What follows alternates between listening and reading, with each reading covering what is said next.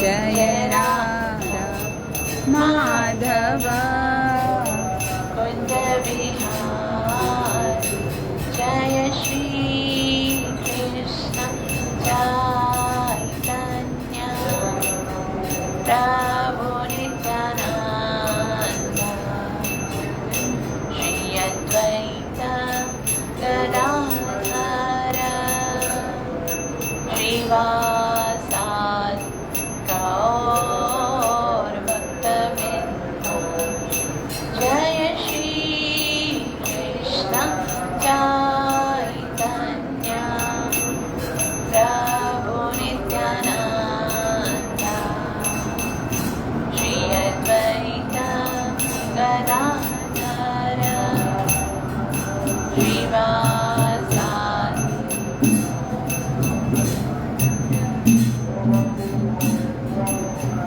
Hare Krishna Krishna Krishna Hare Hare Hare Rama Rama Rama Hare Hare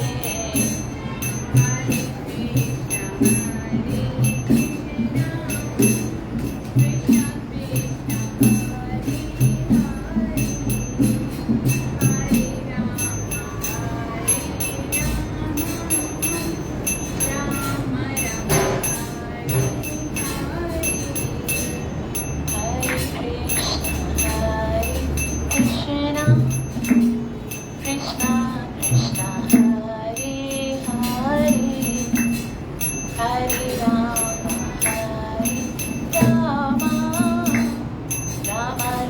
Rama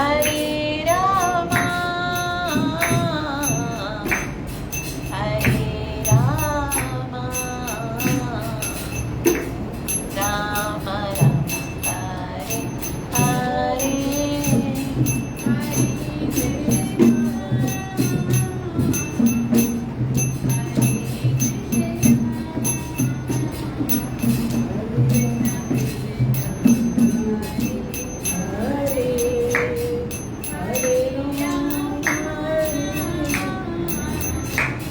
Hare Rama Rama Hare Hare Krishna Krishna Krishna Hare Hare Hare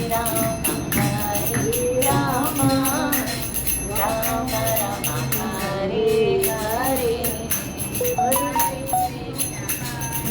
Krishna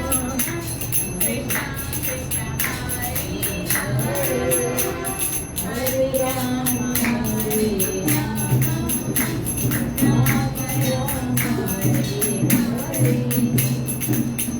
Jaya Radha Vrindavan Chandra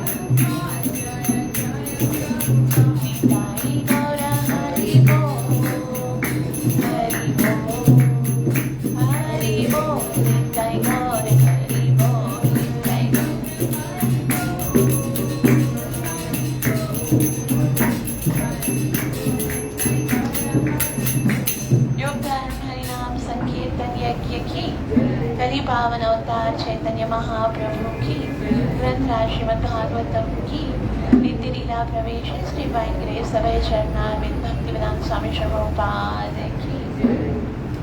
गुरवे गौरचंद्राय राधिकाय तदालये कृष्णाय कृष्णभक्ताय तद्भक्ताय नमो नमः। नारायणं नमस्कृत्य नरं चैव नरोत्तमं दैवीं सरस्वतीं व्यासं ततो जयमुदीरये। नष्टप्रायेषु अभद्रेषु नित्यं भागवत सेवया भगवती उत्तमश्लोकी भक्तिर्भवति नैष्ठिकी। पञ्चतत्त्वात्मकं कृष्णं भक्तरूपस्वरूपकं भक्तावतारभक्ताख्यं नमामि भक्तशक्तिकम्। जय श्री कृष्ण चैतन्य प्रभु नित्यानंद श्री अद्वैत गदाधर श्रीवासदि गौर भक्तवृंद। हरे कृष्णा कृष्ण कृष्ण हरे हरे, हरे राम राम राम हरे हरे। ग्रंथराज श्रीमद् भागवतम महापुराण की प्रथम स्कंद में हमने 19 अध्यायों में भगवान के भक्तों की विभिन्न प्रार्थनाओं को सुना। पहले 3 श्लोकों में भगवान के मंगलाचरण को और भागवतम की महिमा को श्रवण किया। उसके उपरांत सूत गोस्वामी का आगमन हुआ और फिर महाभारत के युद्ध के उपरांत अश्वत्थामा ने किस तरह से पांडवों के 5 पुत्रों का वध कर दिया और पांचाली द्रौपदी के हमने वाक्यों को सुना, उनकी स्तुति को सुना। और उत्तरा माता ने किस तरह से भगवान की प्रार्थना की उसको सुना, कुंती महारानी की प्रार्थनाओं को सुना, भीष्म पितामह की प्रार्थनाओं, और उसके उपरांत परीक्षित महाराज का किस प्रकार से जन्म हुआ और जब वो जंगल में गए तो उन्हें कैसे 7 दिन में मृत्यु का श्राप मिला, उसके विषय में सुना। अब हम उससे आगे निकलते हैं। आज हम दूसरे स्कंद में प्रवेश करेंगे जहाँ पर सुखदेव गोस्वामी का आगमन हुआ है और सुखदेव गोस्वामी से परीक्षित महाराज प्रश्न पूछते हैं कि आप हमें ये बताइए कि समस्त जीवों का सब समय सब जगह एक ही काम वो ऐसा क्या करें जिससे उनको भगवान की प्राप्ति हो जाए, मनुष्य जीवन सफल हो जाए। अतः पृच्छामि संसुदेव योगिनां परमं गुरु पुरुषस्य यत् कार्यम, कि जीव को क्या ऐसा करना चाहिए, एक ही काम ऐसा बताइए जिससे जीव का जीवन सफल हो जाए। इतना प्रसन्न हुए हैं सुखदेव गोस्वामी परीक्षित महाराज के इस प्रश्न को सुनकर कि उन्होंने इस प्रश्न को सुनकर बस फौरन से उत्तर देना प्रारंभ किया और मंगलाचरण करना ही भूल गए। मंगलाचरण अभी 7वें अध्याय में आकर करेंगे।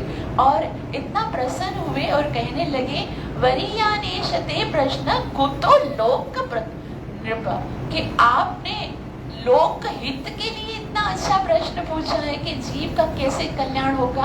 आपकी मृत्यु 7 दिन में होने वाली है। अब जीव के ऊपर जब कष्ट होता है तो अपने प्रॉब्लम को सॉर्ट आउट करते हैं, लेकिन आपने जीवों के कल्याण के लिए सोचा है।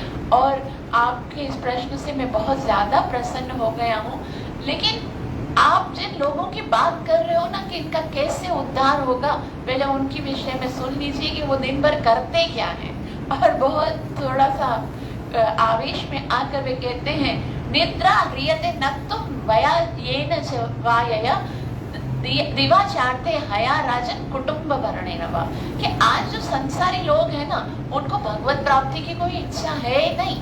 वो क्या करते हैं, रात को सोकर या भोग करके और सारा दिन केवल पैसे कमाने के पीछे भागते रहते हैं। पढ़ने के लिए उनके पास बहुत सारी किताबें हैं, बहुत बड़ी बड़ी यूनिवर्सिटियां हैं, बहुत बड़े बड़े शास्त्र हैं, लेकिन उनमें केवल संसार का ज्ञान दिया गया है। भागवत पढ़ने के लिए किसी को भी समय नहीं है। लोग भागवत पढ़ने में कोई रुचि नहीं रखते। सबको घर बार में इतना मोह है, इस झंझट से निकल ही नहीं पाते हैं और माया पिशाचिनी की गोद में इतना आराम से सो रहे हैं, उनको कुछ याद नहीं रहता कि हम कितनी भयंकर स्थिति में हैं। वास्तव में हम सबकी यही स्थिति है। कौन है हम में से, आप में से, जिसको इस भव बंधन की कटुता का, वास्तविकता का ज्ञान नहीं है, जिसको ये जो हम संसार में दुख भोग रहे हैं उसके बारे में पता नहीं है, और ये जो प्रयास हम कर भी रहे हैं, ये बंधन इतना गाढ़ा है कि वो टूटता नहीं है, और ये संसार हमको दिन ब दिन भगवान से दूर करने का प्रयास कर रहा है, और हम ऐसा भगवान से दूर होते जा रहे हैं। इसलिए इस मोह के बंधन को काटने का प्रयास हमको स्वयं करना पड़ेगा। हम ये नहीं कह सकते कि भगवान की मर्जी होगी तो भक्ति करेंगे। हमको स्वयं से घर बार से टाइम निकाल कर भगवान के मंदिर में आकर भगवान की कथा को श्रवण करने के लिए प्रयास करना पड़ेगा। नहीं तो काम के कीटाणु इतने भयंकर हैं कि हमको कभी शांति से बैठने नहीं देंगे।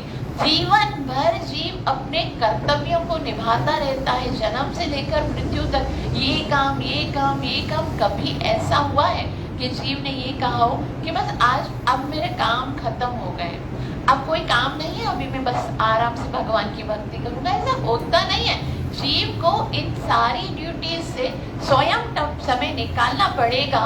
और वो मूर्ख हैं जो सोचते हैं कि मैं यहाँ नहीं होगी तो ये काम नहीं होगा, दुनिया मेरे बगैर दुनिया नहीं चलेगी। ये सोचने वाले बड़े मूर्ख हैं। पहले तो क्या करना चाहिए वो बता दिया।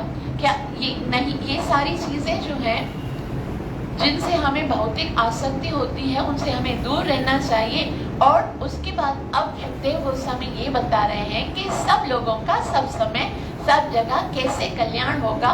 और उसके लिए एक प्रसिद्ध श्लोक 2.1.5 बताते हुए कहते हैं, तस्मात् भारत सर्वात्मा भगवान ईश्वरो हरि श्रोतव्य कीर्तितव्यस्य स्मर्तव्यस्य इच्छतां भयम्। जो बार बार जन्म मरण के चक्कर से छूटना चाहता है, जो इस भवबंधन से छूटना चाहता है, जो चाहता है कि मेरी मति भगवान के चरणों में लगे, उसे क्या करना चाहिए? भगवान के विषय में बताया। भगवान के लिए 4 नाम बताए।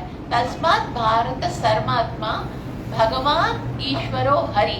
वो सर्वात्मा है, अर्थात प्रत्येक जीव के हृदय में बैठकर परमात्मा के स्वरूप में हमें ज्ञान दे रहे हैं, साक्षी हैं और भगवान है अर्थात षडेश्वरीय युक्त हैं, ईश्वर हैं अर्थात समस्त सृष्टि का सृजन करते हैं, पालन करते हैं और संहार करते हैं, और हरि है अर्थात हरि मतलब सर्व अमंगल हरे प्रेम दिए हरे मन। तो ऐसे भगवान के विषय में अगर आप चाहते हो कि ऐसे भगवान में हमारी रति उत्पन्न हो तो क्या करना चाहिए? तो ये काम करने चाहिए, श्रोतव्य कीर्तितव्य स्मर्तव्य। पहला काम है भगवान के विषय में श्रवण करना चाहिए। ये श्रवण का कितना महत्व है वो हम इस दूसरे स्कंद में हम पढ़ेंगे।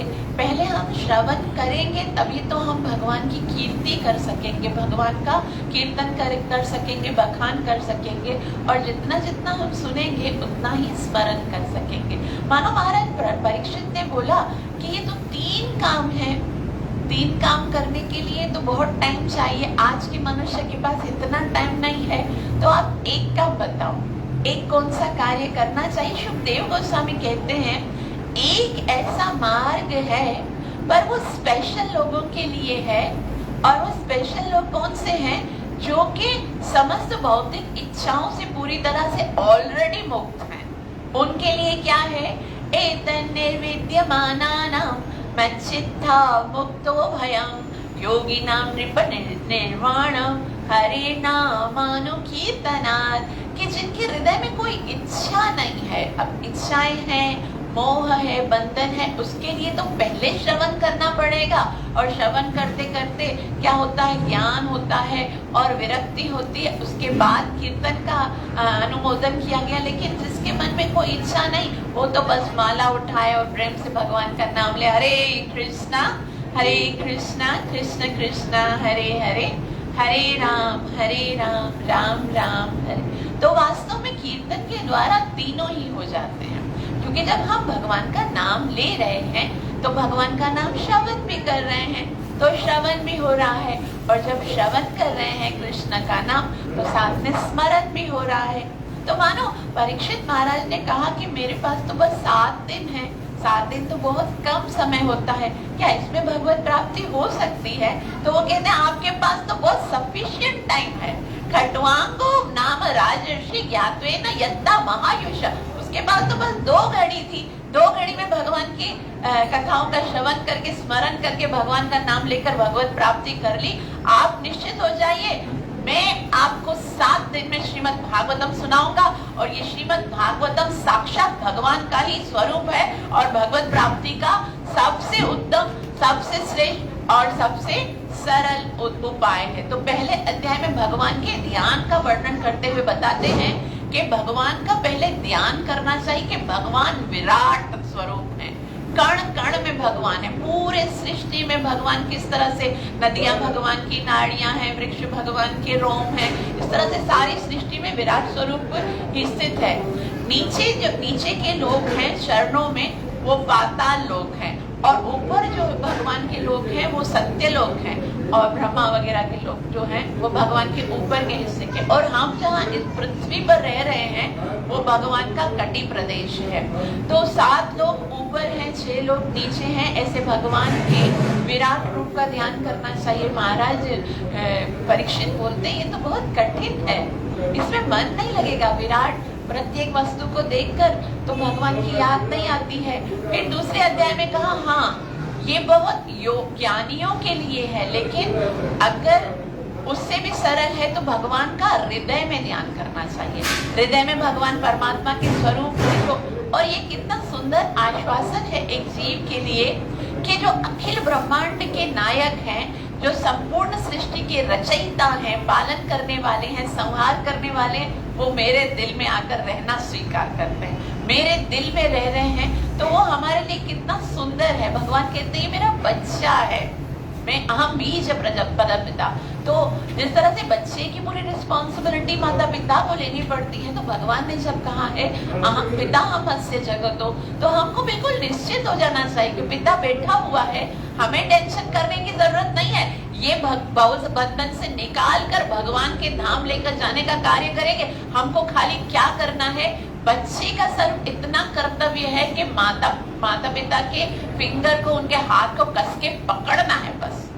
बाकी तो वो सारा काम करेंगे। तो हमको भगवान के पवित्र चरण कमलों को पकड़ना है हरि नाम के स्वरूप में। जैसे हम हरि नाम को लेते रहेंगे, बाकी सारी जिम्मेवारी भगवान की है। और उसके बाद दूसरे 2 अध्याय में हृदय को पवित्र करने के लिए, निर्मल करने के लिए भगवत भक्तों के द्वारा श्रवण की महिमा को बताते हैं।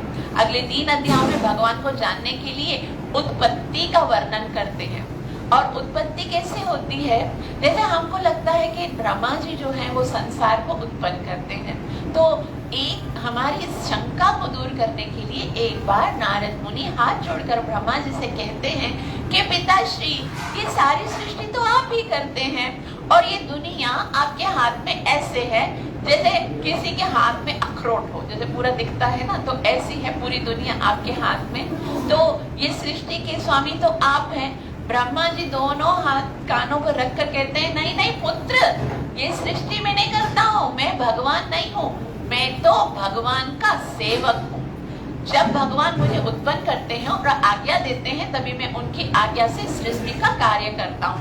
जिसको भगवान की माया ने मोहित कर दिया है, वो ही मुझे या कृष्ण के अतिरिक्त किसी और को भगवान समझने की मूर्खता करते हैं। ब्रह्मा जी कहते हैं कि मैं भगवान नहीं हूँ, शंकर जी कहते हैं कि मैं भगवान नहीं हूँ, समस्त देवी देवता कहते हैं कि मैं भगवान नहीं हूँ।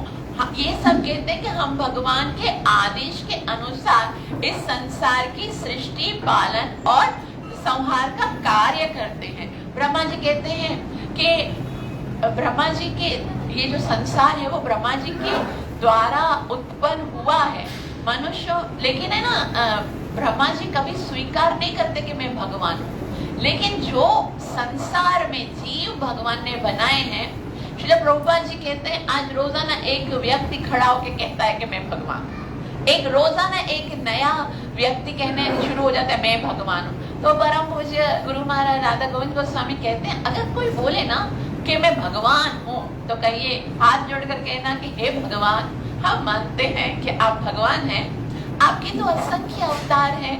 तो एक बार ऐसा हुआ था समुद्र मंथन के समय आपने कच्छप का अवतार लिया था, तो देवताओं ने आपके ऊपर मंदराचल पर्वत रख दिया था और वो जब मंथन हो रहा था तो आपको इतनी अच्छी नींद आ गई थी। तो हम ऐसा करते हैं, मंदराचल पर्वत तो नहीं लेकर आते, 100 क्विंटल का एक बड़ा सा पत्थर लेकर आते हैं, आप लेटिए, हम आपके ऊपर रखते हैं, फिर ऐसे करते हैं, देखो आपको नींद आती है। अगर नींद आ जाए तो समझ जाएंगे कि आप भगवान हो, वरना तो तुम्हारा अंतिम क्रियाक्रम करके आ जाएंगे। तो वापिस बोलते हैं कि अगर ऐसा कोई कहे कि मैं भगवान हूँ तो बोले हाँ, हम तो मानने के लिए तैयार है कि आप भगवान हो। मगर जब अर्जुन को कृष्ण ने कहा कि मैं भगवान हूँ तो अर्जुन ने कहा कि हाँ आप भगवान हो, लेकिन सबूत दो, अपना विश्व रूप दिखाओ। तो आप भी, आपका भी तो विश्व रूप होगा ना, तो हमें अपना विश्व रूप दिखा दीजिए, हम मान जाएंगे कि आप भगवान। तो ऐसे भगवान तो आजकल गली गली में मिलते हैं, लेकिन वो मूर्ख ही होते हैं जो उनको भगवान स्वीकार करते हैं। तो नारद जी तो जानते थे कि ब्रह्मा जी भगवान नहीं है, लेकिन पूछा क्यों?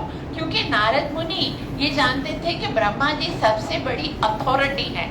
जब वो स्वयं कहते हैं कि मैं भगवान नहीं हूँ, तो ब्रह्मा जी के बनाए हुए मूर्ख यदि कहें कि मैं भगवान हूँ तो उनको शूट कर देना चाहिए, उनको कभी भगवान स्वीकार नहीं करना चाहिए। तो श्री प्रभुपाद जी कहते हैं कि संसार में आधे लोग तो ये जानते ही नहीं है कि भगवान कौन है, आधे लोग जानते भी हैं कि भगवान कौन है, लेकिन उसको स्वीकार नहीं करते हैं। और ये उनसे अगर पूछा जाए, किसी से आज अगर हम पूछते हैं हमारा सनातन धर्म इतना सुंदर और इतना आदरणीय है कि उन किसी से भी पूछो कि भगवान कौन है तो वो कहेंगे सभी भगवान हैं। तो भगवान कौन है उनसे पूछा जाएगा सभी भगवान है, और सुनने वाले को भी लगेगा कि देखो कितना सुंदर उत्तर है। ये कभी भेदभाव नहीं करते, इनमें कोई कट्टरबाजी नहीं है कि ये भगवान है ये भगवान है, ये बताते हैं कि सभी भगवान है। तो श्रील प्रभुपाद जी बोलते हैं कि एक स्त्री है और उससे जाके पूछा जाए कि आपका पति कौन है, तो वो कहे सभी पति है। तो ये कोई बुद्धिमानी का उत्तर है? भगवान है, वो कहते हैं जगतपति, भगवान जगतपति हैं और हमको ये पता होना चाहिए, एक स्त्री को पता होना चाहिए सभी आदरणीय हैं, पर ये मेरे पिता हैं, ये मेरे ससुर हैं, ये मेरे जेठ हैं, ये मेरे देवर हैं और पति मेरा ये है। तो उसी तरह से मनुष्य को भी पता होना चाहिए कि भगवान कौन है। और इस तरह से उसके बाद ब्रह्मा जी अपनी उत्पत्ति के विषय में बताते हैं कि जब प्रलय होती है तो सारे जीव, भगवान पहले संसार की सृष्टि करते हैं, लेकिन जब प्रलय होती है तो सारे जीव जो हैं वो भगवान के उदर में आकर, पेट में आकर सब शांत हो जाते हैं। और फिर भगवान को जब पुनः सृष्टि करनी होती है तो फिर भगवान जो है वो सृष्टि के लिए 3 विष्णुओं को बनाते हैं। पहले कारण दक्षाय विष्णु महाविष्णु के रूप में आते हैं, उसके बाद गर्भो दक्षाय विष्णु जो हैं उनकी नाभि कमल से एक कमल की डंडी निकलती है, उसके अंदर 14 लोक होते हैं और उसके ऊपर एक बहुत बड़ा कमल का फूल होता है और उसको सत्य लोक कहते हैं। ब्रह्मा जी ने कहा इस कमल के ऊपर मैं प्रकट हुआ, मेरी उत्पत्ति ऐसे हुई। तब मुझे समझ में नहीं आया कि मेरा ओरिजिन क्या है, मैंने किससे जन्म लिया है। तो मैं ढूंढने लगा, सोचने लगा कि मेरा जन्म कहाँ से हुआ है, लेकिन कहीं से भी मुझे कोई उत्तर नहीं आया। तो फिर हर तरफ क्योंकि पानी ही पानी था, तो पानी में एक बूंद गिरने से मुझे एक आवाज आई। तप, दो शब्द सुनाई दिए, वर्णमाला का 16वां और 21वां शब्द तप।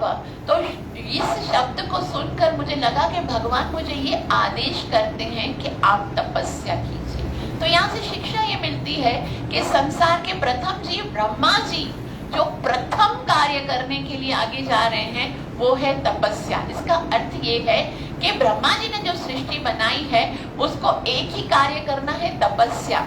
ये मनुष्य जीवन भोग भोगने के लिए नहीं बल्कि दिव्य तपस्या करने के लिए मिला है। तो किस तरह से तपस्या करें? तो ब्रह्मा जी कहते हैं शुद्ध सरस्वती के द्वारा अष्टादश अक्षर का गोपाल मंत्र मुझे प्राप्त हुआ। 100 साल तक मैंने तपस्या की, तब साक्षात भगवान मेरे सामने प्रकट हुए और ब्रह्मा जी अपने पुत्र नारद को कहते हैं कि मैंने भगवान का धाम देखा, भगवान को देखा, कर स्पर्श, मैंने भगवान से हाथ मिलाया। तो हाथ मिलाया तो मतलब भगवान का कोई स्वरूप होगा ना। अगर भगवान का कोई स्वरूप ही नहीं है, भगवान की कोई रूप ही नहीं है, तो भगवान के हाथ नहीं है, भगवान के पैर नहीं है, भगवान निराकार है, तो ब्रह्मा जी ने कैसे हाथ मिलाया? तो श्रील प्रभुपाद जी बोलते हैं कि आजकल कितने मूर्ख लोग हैं, वो भगवान की प्रार्थना ऐसे करते हैं कि आप निराकार हो, आपका कोई स्वरूप नहीं है। तो अगर उसको है ना साधारण शब्दों में बोलो तो प्रार्थना कैसे? हे भगवान, आपकी आंख नहीं है, आपके पैर नहीं है, आपके हाथ नहीं है, आपका मुख नहीं। भगवान बोलेगा मैं अंधा हूँ क्या? मैं लूल्हा लंगड़ा हूँ क्या? मेरे कुछ भी नहीं है। तुम जो मैंने सृष्टि बनाई है उसका मैंने रूप दिया और मैं बेचारा बगैर रूप के रह गया। तो भगवान जो है उनका स्वरूप है। और उसके बाद आगे बताते हैं कि भगवान का साकार रूप जो है वो ऐसा है जिसकी ओर हम आसानी से प्रेम से आ सकते हैं, भगवान के साथ प्रेम का संबंध जोड़ सकते हैं। और उसके बाद ब्रह्मा जी ने नारद को कहा ज्ञानम विज्ञानम तदंगम रहस्यम।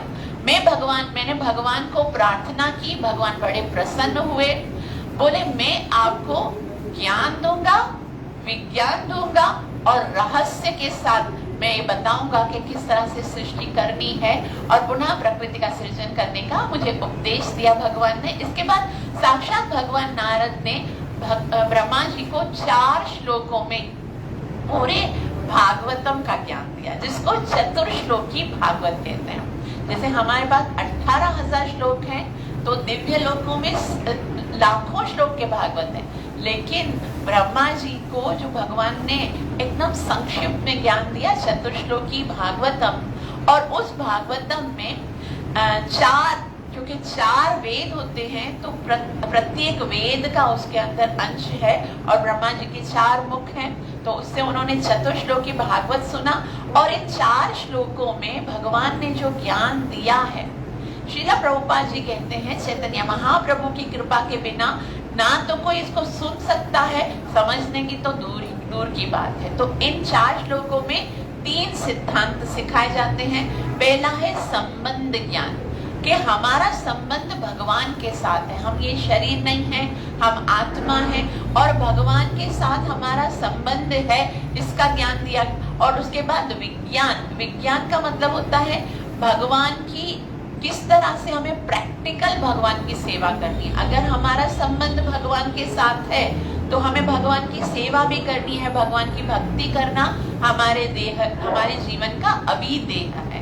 पहला संबंध ज्ञान, दूसरा अभिदेह अर्थात प्रोसेस ऑफ डिवोशन, भक्ति का प्रोसीजर है वो सिखाया। और तीसरा कि इस करने से जब आपको पता चल जाएगा कि भगवान के साथ मेरा संबंध है तो मुझे भक्ति करनी चाहिए, नाम जप करना चाहिए, सेवा करनी चाहिए, श्रवण करना चाहिए और उससे प्रयोजन, तीसरा जो है वो है प्रयोजन, क्या प्राप्त होगा, फल क्या होगा, उससे हमें भगवान का प्रेम प्राप्त होगा। और ये प्रेम ही सबसे बड़ा रहस्य है।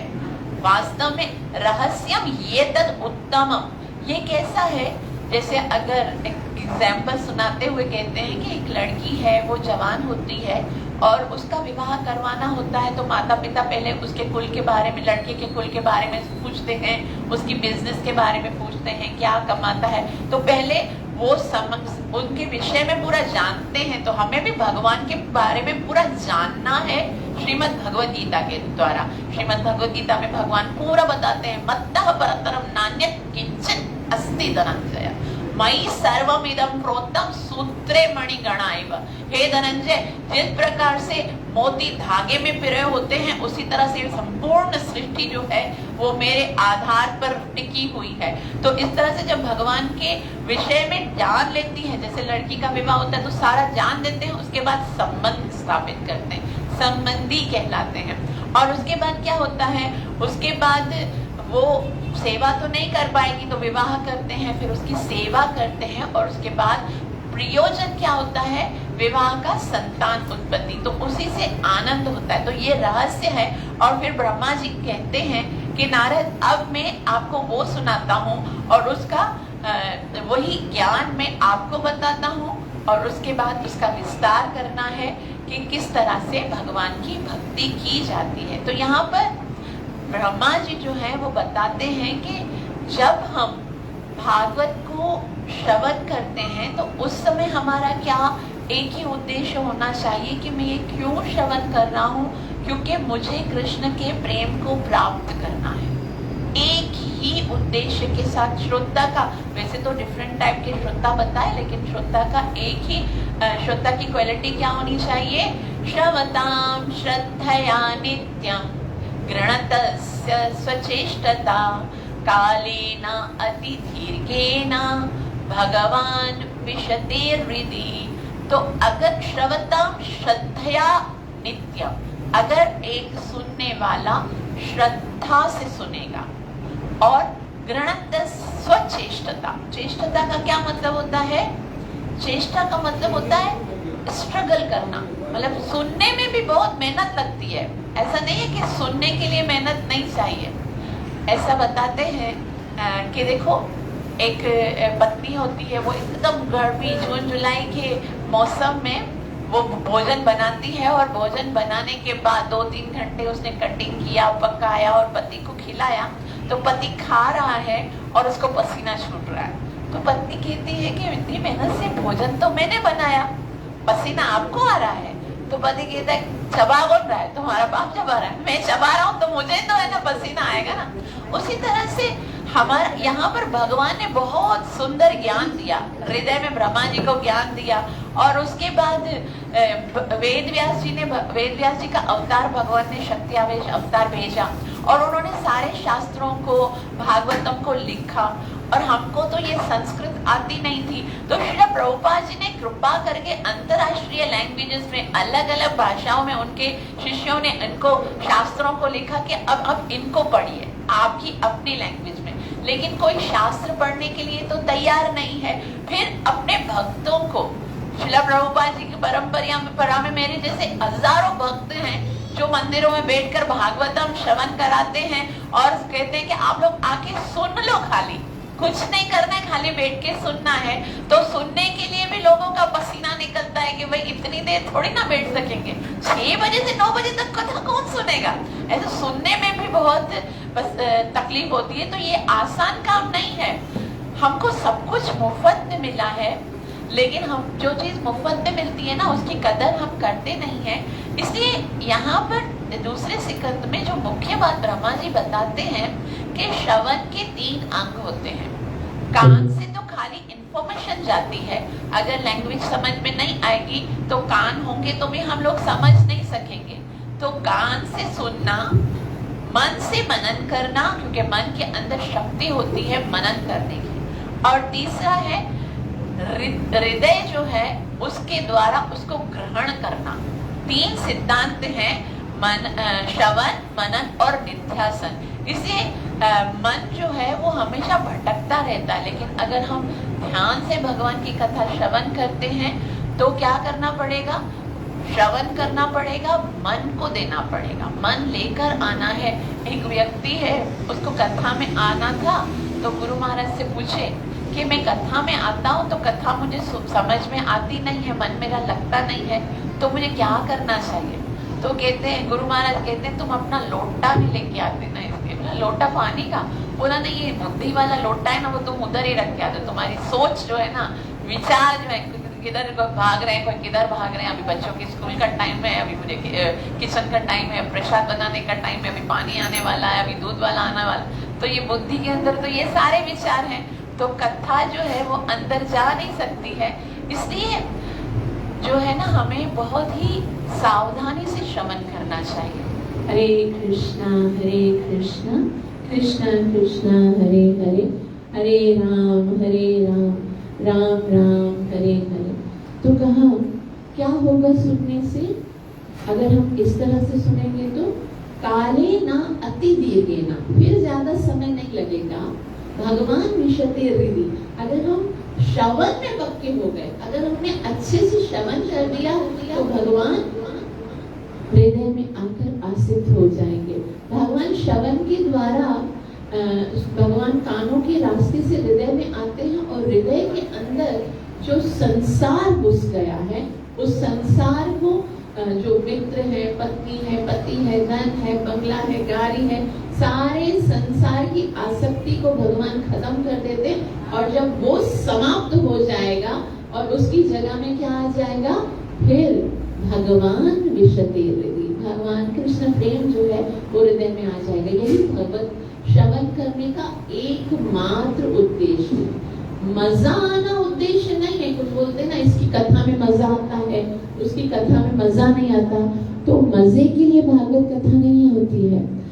मजे के लिए तो संसार में बहुत सारी जगह है। आप किसी मूवी में चले जाओ, थिएटर में चले जाओ, पार्क में चले जाओ, स्विमिंग पूल में चले जाओ, अलग अलग गार्डन्स में चले जाओ। भागवत कथा तो आत्मा का उद्धार करने के लिए है। और इस तरह से क्या होगा? भागवत श्रवण करने से राधा गोपीनाथ हृदय के अंदर आके विराजमान हो जाएंगे। ब्रह्मा जी कहते हैं, जब मैंने भगवान से भागवत सुनी तो मेरा मन भगवान में ही लीन हो गया, क्योंकि मैंने पूरे हृदय के साथ भागवत सुनी। अब मेरी बुद्धि गलत रास्ते पर नहीं जाती, बुद्धि गलत डिसीजन नहीं लेती। अब मैं वही करता हूँ जो कि भगवान मुझसे कराना चाहते हैं। ये स्टेज आ जाती है। अभी हम क्या करते हैं? जो हमारा मन हमसे कराना चाहता है। लेकिन जब हृदय शुद्ध हो जाता है तो हम वही करते हैं जो भगवान हमसे कराना चाहते। तो दो अध्याय में ध्यान का वर्णन, 2 अध्यायों में श्रवण के द्वारा हृदय की निर्मलता, और 3 अध्यायों में संसार की उत्पत्ति कैसे हुई, ब्रह्मा जो है वो बताते हैं। और 3 अंतिम अध्यायों में उत्पत्ति, उपपत्ति मतलब अपने स्वरूप में स्थित होकर भगवान की प्राप्ति के विषय में बताते हैं। और इसके बाद जो अंतिम अध्याय है, इस अध्याय में सिर्फ 10 ही, इस सिकंद में केवल 10 ही अध्याय हैं। अंतिम जो इस सिकंद का अंतिम अध्याय है, उसमें 10 विषयों का वर्णन किया गया। ऐसा कहा जाता है कि किसी भी पुराण को तब तक पुराण नहीं कहा जा सकता जब तक उसमें इन 10 विषयों पर बात नहीं होती है। और जैसे श्रीमद् भगवद गीता के 5 विषय हैं कि कौन कौन से हैं? आत्मा, परमात्मा, प्रकृति, काल और कर्म। यानी कि मैं कौन हूँ, मैं किसका हूँ, मैं कहाँ पर हूँ, मैं कब से हूँ और मैं कैसे इस संसार से जाऊंगा। उसी तरह से भागवतम पुराण के 10 विषय हैं। भागवत पुराण में कौन कौन से विषय हैं? 2.10.1 में बताया गया, अत्र सर्ग विसर्गस्य स्थानं पोषणं बुद्धिः मन्वन्तरीशानुकथा निरोध मूर्ति आश्रय, कि ये 10 विषय हैं। तो संक्षिप्त में सुनेंगे हम। पहला क्या है? सर्ग। सर्ग का मतलब ये संसार की सृष्टि भगवान ने जो की है, भगवान किस तरह से करते हैं उसको सर्ग कहते हैं। और जब इसी सृष्टि को प्रलय के बाद दोबारा से ब्रह्मा जी सृष्टि करते हैं और अलग अलग योनियां बनाते हैं, उसको विसर्ग कहते हैं। ये कैसे है? एग्जाम्पल देते हुए महाराज बताते हैं कि जैसे हमारे घर में अगर कोई बहुत बड़ा प्रोग्राम होता है और हम किसी हलवाई को बुलाते हैं, उसको हम सारी इंग्रेडिएंट्स देते हैं, दूध, हलवा, चीनी और ये सब देते हैं। और वो क्या करता है, उस इंग्रेडिएंट्स में से रसगुल्ला बनाए, खीर बनाए, रबड़ी बनाए, जो भी माल वो बनाता है। वैसे सामान तो हमने दिया है और वो जो बनाया है वो किसने बनाया है? वो उस हलवाई ने बनाया। उसी तरह से सारे जो 24 तत्व हैं जिनसे सृष्टि बनती है, वो सारे इंग्रेडिएंट्स भगवान ने दिए हैं। 4-5 ज्ञान इंद्रियां, 5 विचार, आत्मा, ये सब भगवान के द्वारा दिए गए। और ब्रह्मा जी जो है उन इन सारी इंग्रेडिएंट से 84 लाख के डिफरेंट प्रकार के मॉडल बनाते हैं, उसको विसर्ग कहते हैं। और उसके बाद जीव आत्मा जो है उनके कर्मों की एक पूरी रिपोर्ट दी जाती है ब्रह्मा जी को कि इसने पिछले जन्म में कौन कौन से कर्म किए हैं, उसके अनुसार उसको ये योनि मिलनी चाहिए। तो ब्रह्मा जी के पास क्या है? ब्रह्मा जी के पास एक बहुत बड़ा सा कंप्यूटर है। एक जीव आत्मा के सारे कर्मों की चिप उसके अंदर डालते हैं और फिर उसकी पूरी सीडी जो है वो बहुत बड़े स्क्रीन पर ऑन हो जाती है। और स्क्रीन पर क्या दिखता है कि एक व्यक्ति है, वो पहले जन्म में बहुत बड़ा धर्मात्मा था, बहुत बड़ा देवता पुरुष था, बड़ा दान करता था, बहुत भागवत कथा श्रवण करने के लिए मंदिर में आता था, रथ यात्रा में जाता था, भगवान का नाम जप करता था। तो ये तो बहुत अच्छा था, लेकिन इसकी अभी तक इच्छाएं रह गई। अच्छा बोलो कौन सी इच्छाएं थी? बोले इसकी इच्छा थी कि बहुत भव्य मंदिर बनाए। मंदिर बना नहीं, मर गया बेचारा। तो फिर क्या करना चाहिए? तो भगवान ब्रह्मा जी कहते हैं इसको एक बहुत ही बड़े रईस धनी परिवार में जन्म देंगे, जहाँ पर इसकी भक्ति जहाँ से छूटी है वहां से वो सरलता से कर सके। और उस फिर वो ब्रह्मा जी जो है वो डी दबाते हैं और उसके बाद वो सुंदर सूरत लेकर मानव जन्म लेकर एक धनी परिवार में जन्म ले लेता है।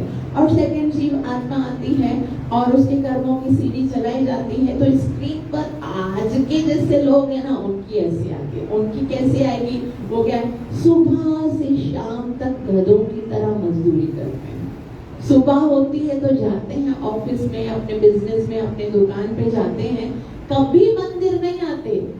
कार्तिक के महीने में दीपदान होता है और भागवत कथा रखी जाती है तो भी कोई श्रवण करने के लिए नहीं आता। बस काम काम काम। उनके जीवन का मकसद ये है, वो समझते हैं कि बस जीवन का मकसद ये है कि मैं काम करता रहूं, धन अर्जित करता रहूं। बाकी उनको लगता नहीं है कि भगवान भी बैठे हैं, मैं भगवान की सेवा करूंगा तो भगवान छोड़ेंगे थोड़ी। अरे वो कुत्तों को पालते हैं, गधों को पालते हैं, सुअरों को पालते हैं, तो इंसान है, क्यों इतना भरोसा नहीं है कि मैं कमाऊंगा नहीं तो खाऊंगा क्या?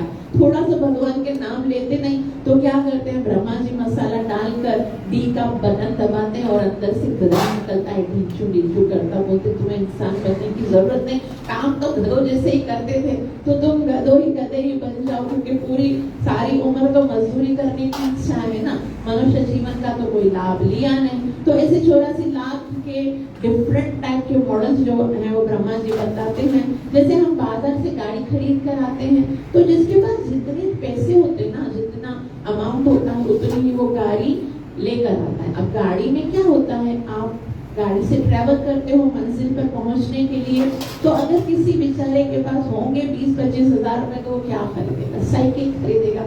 तो वो, और अगर किसी के पास 1 लाख रुपए 1.5 लाख रुपए तो बाइक खरीदेगा, और उससे ज्यादा रकम है तो वो अल्टो गाड़ी कार खरीदेगा। जैसे जैसे कर्म की पूंजी है वैसा वैसा शरीर मिलता है, जैसे जैसा हमारे पास अमाउंट होता है वैसे वैसे व्हीकल हम खरीदते हैं। तो आत्मा का सेम प्रोसीजर है।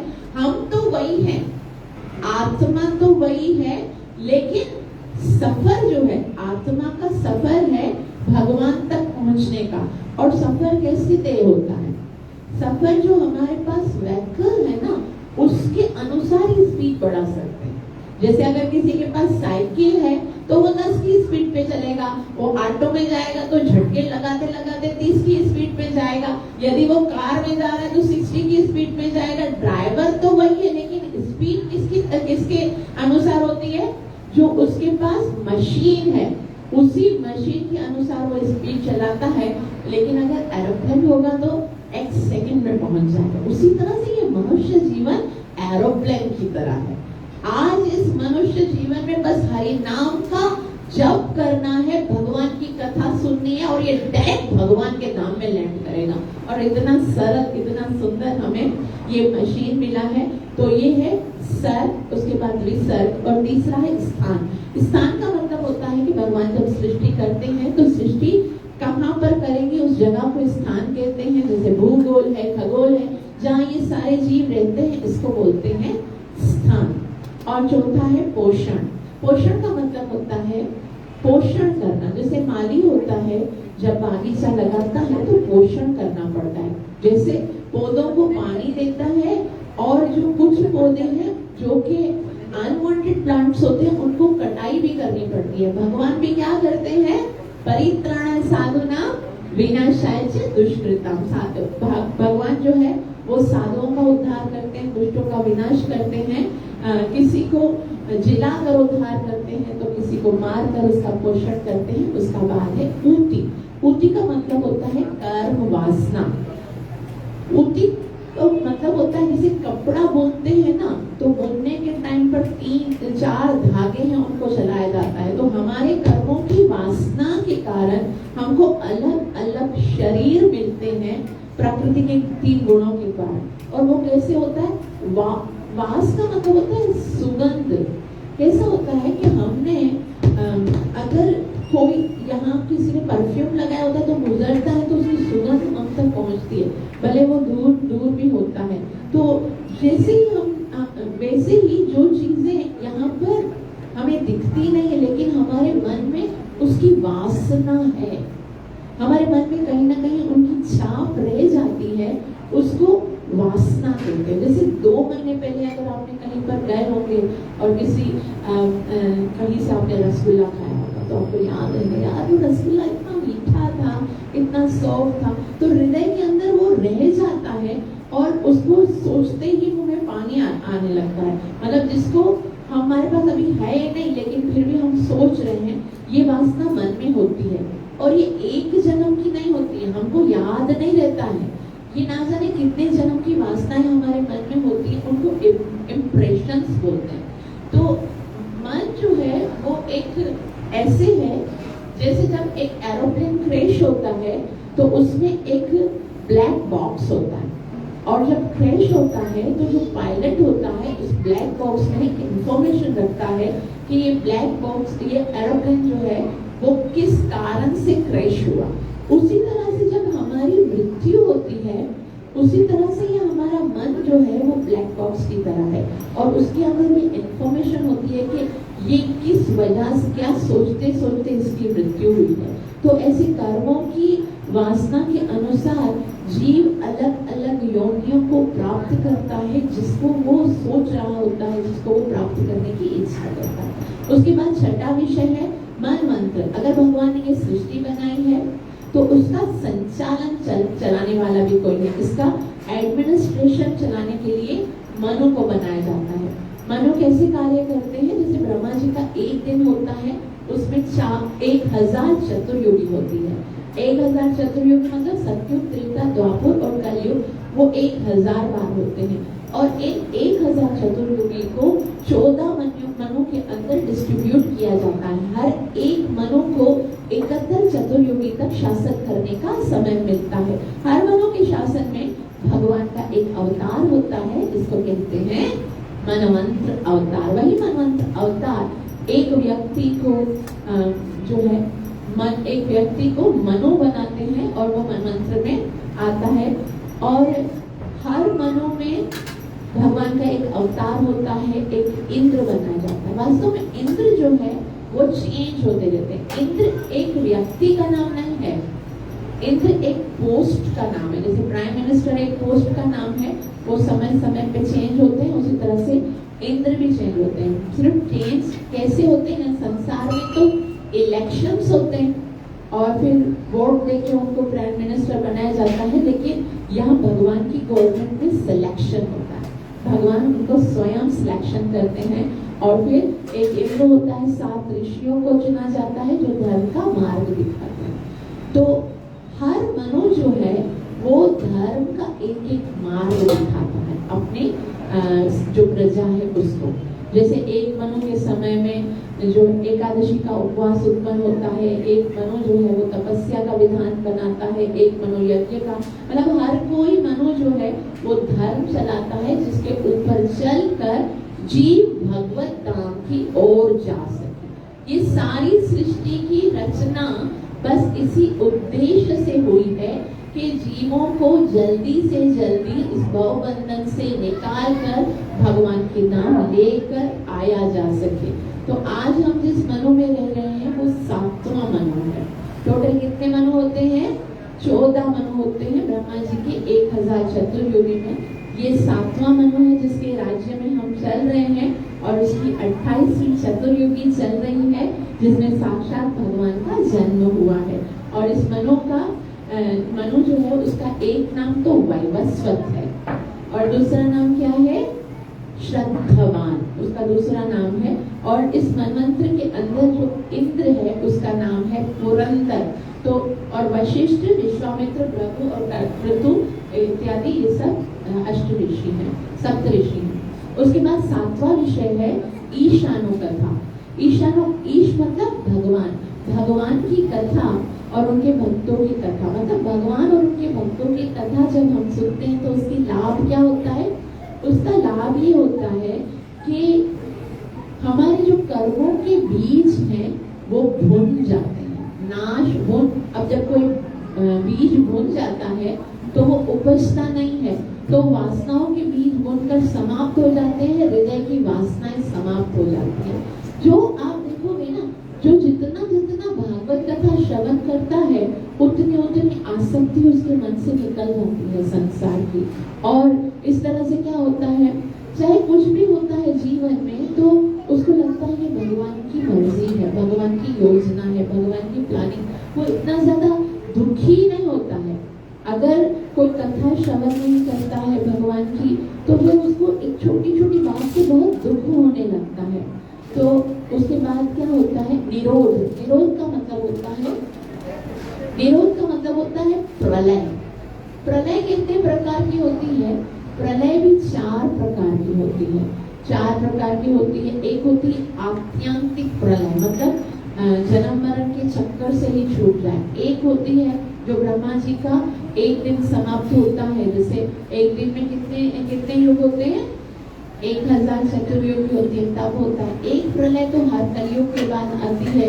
तो ब्रह्मा की जो रात होती है उस रात में क्या होता है, जब पूरे जो ऊपर के 3 लोक होते हैं, भू भुवन स्वह, वो सब नष्ट हो जाते हैं, और जब 1000 साल पूरे होते हैं तो महाप्रलय होती है। फिर भगवान को दोबारा से संसार की सृष्टि करनी पड़ती है। तो संसार के मोह से, आसक्ति से समाप्त करने के लिए ये कथाएं सुनते हैं, मन में मगन हो जाता है, और ये हमारा जो ब्रह्म है ना वो खत्म होने लगता है। क्या ब्रह्म है हमारा? कि मैं नहीं होता तो संसार का क्या होता। हर कोई व्यक्ति ये सोचता है मैं नहीं होता तो इसका क्या हो, मैं नहीं होता। तो ये भ्रम खत्म हो जाता है, क्योंकि हम देखते हैं इतने बड़े बड़े ऋषि आए, इतने बड़े बड़े दिग्विजयी आए, इतने बड़े बड़े योद्धा आए, इतने बड़े बड़े महाराजा आए, इतने बड़े बड़े भगवान के अवतार आए, वो नहीं है फिर भी संसार चल रहा है। तो मेरे जैसा कीड़ा मकोड़ा अगर नहीं होगा तो संसार को कोई फर्क होने वाला नहीं है। बहुत बड़े बड़े सूरवीर चले जाते हैं, संसार वैसे का वैसा है। तो हमारे यहाँ होने से संसार को कुछ नहीं फर्क पड़ेगा। जितना जितना हम श्रवण करते हैं उतना उतना हमें इसके बारे में पता चलता है। और 9वां विषय है मुक्ति। मुक्ति तो हमारा वास्तविक उद्देश्य है। तो 5 प्रकार की मुक्तियों का वर्णन है। 11वें सिकंद में आएगा सायुज्य मुक्ति अर्थात भगवान में लीन हो जाना, सालोक्य मुक्ति अर्थात भगवान के लोक में चले जाना, सारूप्य मुक्ति अर्थात भगवान के जैसा स्वरूप प्राप्त करना, सामीप्य मुक्ति अर्थात भगवान के निकट जाना, सार्ष्टी मुक्ति अर्थात भगवान का कोई संबंधी बनना। ये सारी मुक्तियां तो भागवतम में लिखी हुई हैं, लेकिन महाप्रभु कहते हैं भक्त का उद्देश्य इन मुक्तियों को प्राप्त करना नहीं है, भक्त का उद्देश्य तो उससे भी ऊपर है। क्या है? मुक्ति हित्वा अन्यथा रूपे स्वरूपेण व्यवस्थिता। भक्त के लिए मुक्ति क्या है? कि मेरा वास्तविक स्वरूप है, मैं भगवान का अंश हूँ, भगवान का सेवक हूँ। जिस तरह से कंपनी में जितने भी सेवक होते हैं उनकी एक एक ड्यूटी होती है, आपको ये करना, आपको ये करना। उसी तरह से हम सब जितने भी जीव हैं उन सब का भगवान के आध्यात्मिक जगत में एक सेवा है। और हम वास्तविक मुक्ति ये है कि हम उस सेवा को वापस प्राप्त करें, अपने वास्तविक स्वरूप को वापस प्राप्त करें। और 10वां विषय है आश्रय तक। आश्रय साक्षात भगवान श्री कृष्ण है, जो कि दशम स्कंद में हम पढ़ेंगे। दशम स्कंद का जो विषय है वो आश्रय है, भगवान श्री कृष्ण से प्रेम करने वाले भक्तों का वर्णन है और भगवान भक्तों के साथ किस तरह से प्रेम कर रेसिप्रोकेट करते हैं उसके बारे में। तो इन 10 विषयों के साथ ही ये दूसरा स्कंद समाप्त होता है और वेद व्यास जी जो है वो बताते हैं कि उसके बाद क्या होता है। विदुर जी जो है उनके बारे में बताते हैं। अब हम तीसरे स्कंद में प्रवेश करते हैं। तीसरा स्कंद जो है उसके 33 अध्याय हैं, 33 अध्याय हैं। और भागवतम का जो प्रथम विषय, हमने अभी 10 विषय पढ़े, प्रथम कौन सा है? सर्ग। जो प्रथम विषय है सर्ग अर्थात सृष्टि का वर्णन है इस तीसरे स्कंद में। तो सृष्टि 2 प्रकार की होती है, एक तो असुरी सृष्टि होती है, दूसरी दैवी सृष्टि होती है। Shrimad Bhagavad Gita chapter number 16 verse number 6 में भगवान कहते हैं द्वाभूतो सर्गो लोकेस्मिन् देवा आसुर एव च। दैवी सृष्टि और आसुरी सृष्टि 2 प्रकार की होती है। देवी सृष्टि कैसे होती है? स्वयंभू मनु और सतरूपा। इस स्कंद में हम उनके विषय में पढ़ेंगे। कर्दम ऋषि, देवहूति, कपिल देव, इनके विषय में पढ़ेंगे। ये देवी सृष्टि का। और उसके बाद आसुरी सृष्टि में हम किनके विषय में पढ़ेंगे? हिरण्याक्ष और हिरण्यकशिपु। भगवान के 2 अवतारों का वर्णन होगा इस स्कंद में। एक अवतार है क्रिया प्रदान अर्थात वराह देव का और दूसरा अवतार है ज्ञान प्रदान अर्थात कपिल देव का। परंतु इन दोनों का वर्णन करने से पहले भगवान के 2 भक्तों का वर्णन आता है। तीसरे स्कंद में सबसे पहले जो 3 अध्याय हैं उनमें विदुर जी और उद्धव जी के मिलन का वर्णन है। तो ये विदुर जी कौन है? विदुर जी साक्षात यमराज हैं। तो यमराज इस सृष्टि में कैसे आए? वास्तव में जो यमराज हैं वो 12 महाजनों में से एक है। वो भगवान की शुद्ध भक्त हैं, लेकिन उनकी जो सेवा है वो बहुत ही कठिन है। यमराज जी नरक में जीवों को सजाएं देते हैं। तो सजाएं देते देते हरे कृष्णा बाहर बैठो।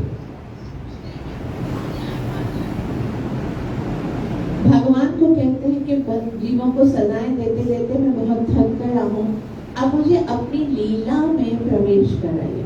तो भगवान को जब हम प्रार्थना करते हैं कि हमें आपकी भक्ति में आना है, आपकी लीला में आना है, आपकी सेवा करनी है, तो भगवान हमें उसका अवसर प्रदान करते हैं। तो क्या होता है, एक बार कुछ चोर हैं, उन्होंने चोरी करके राजा के दरबार से चोरी की और उस चोरी के सामान को मांडू ऋषि के आश्रम में लेकर गए।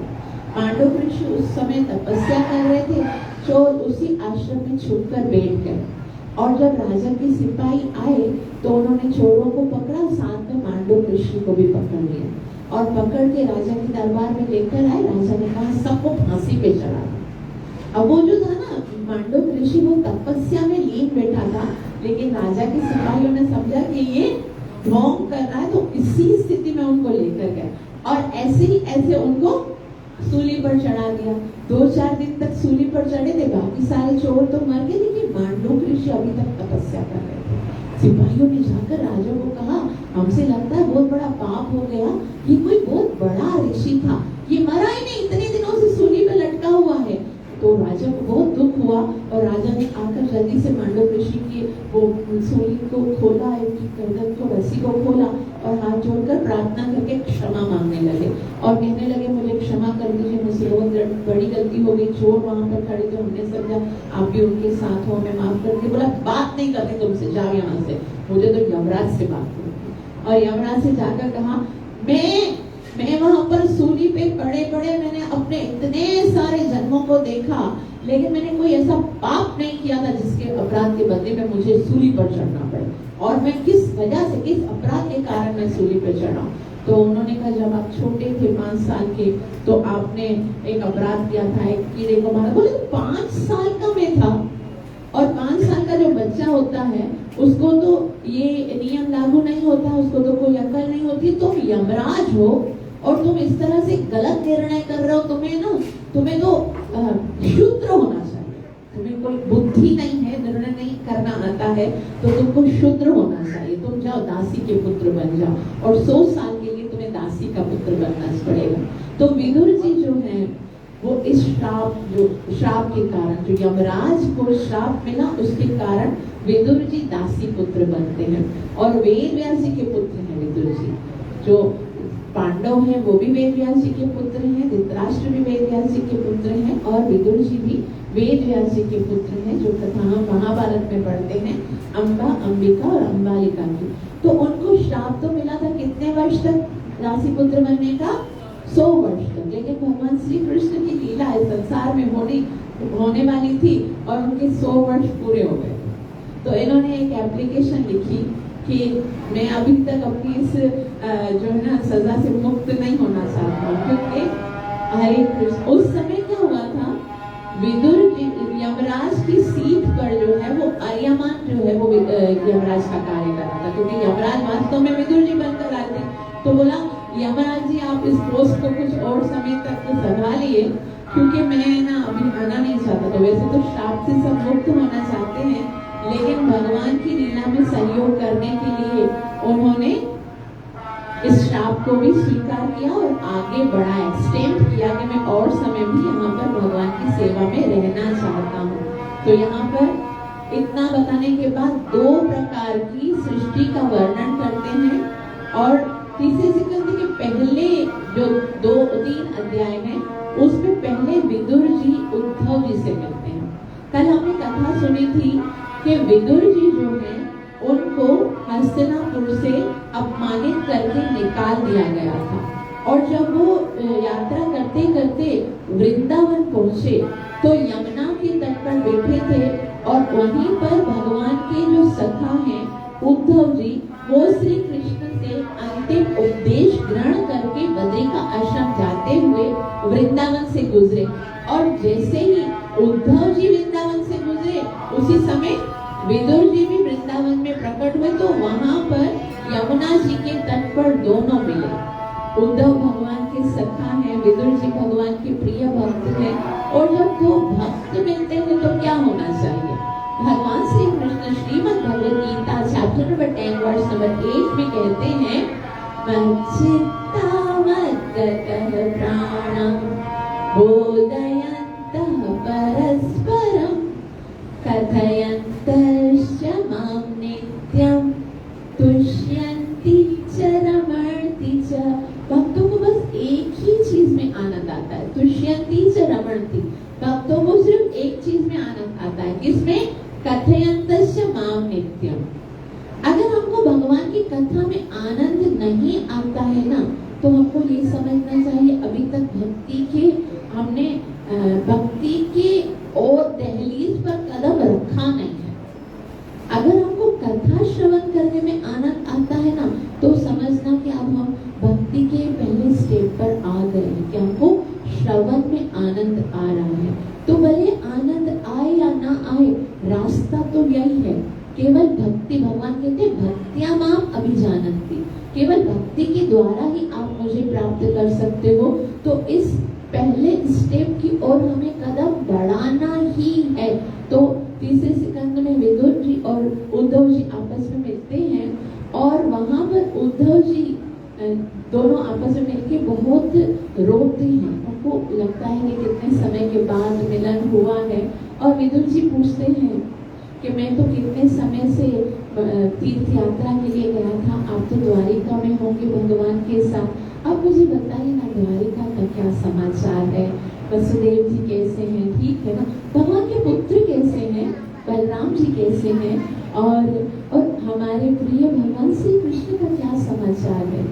वास्तव में ये वो समय था जब पूरा यदुवंश नष्ट हो गया था।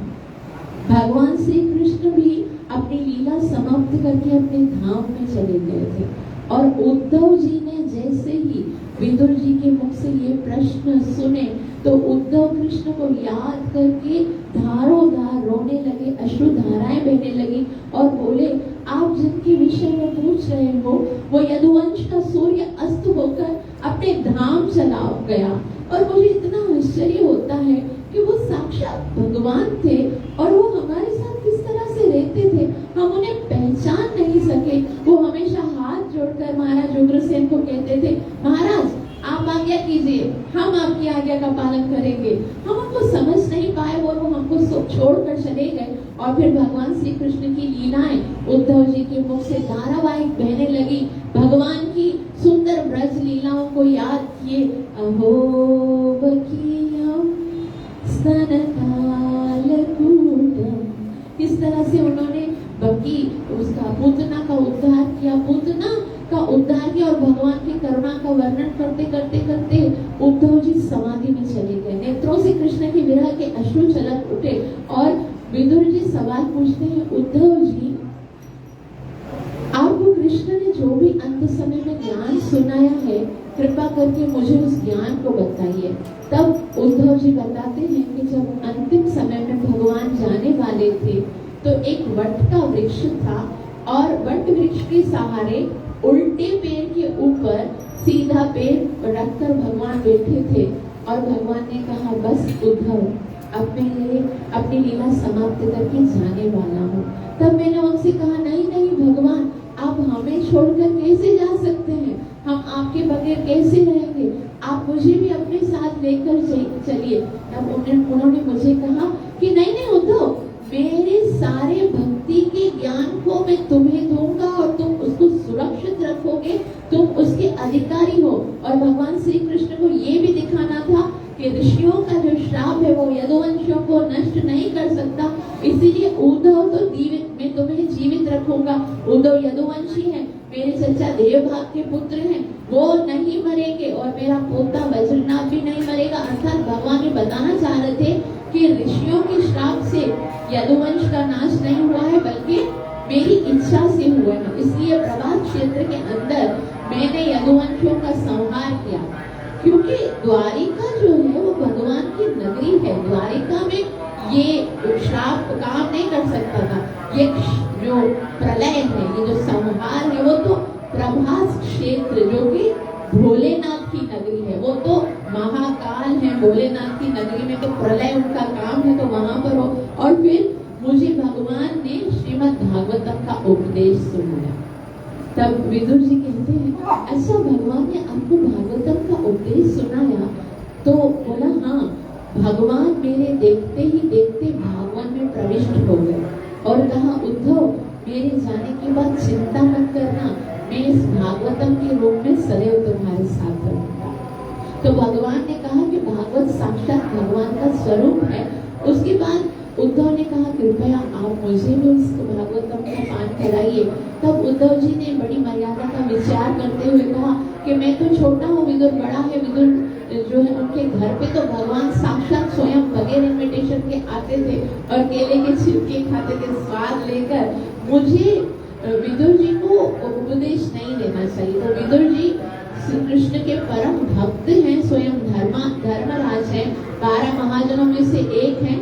तो मुझे इस मर्यादा का अतिक्रमण नहीं करना चाहिए। श्रेष्ठ को शिक्षा नहीं दी जाती है, मैं तो उनसे छोटा हूँ।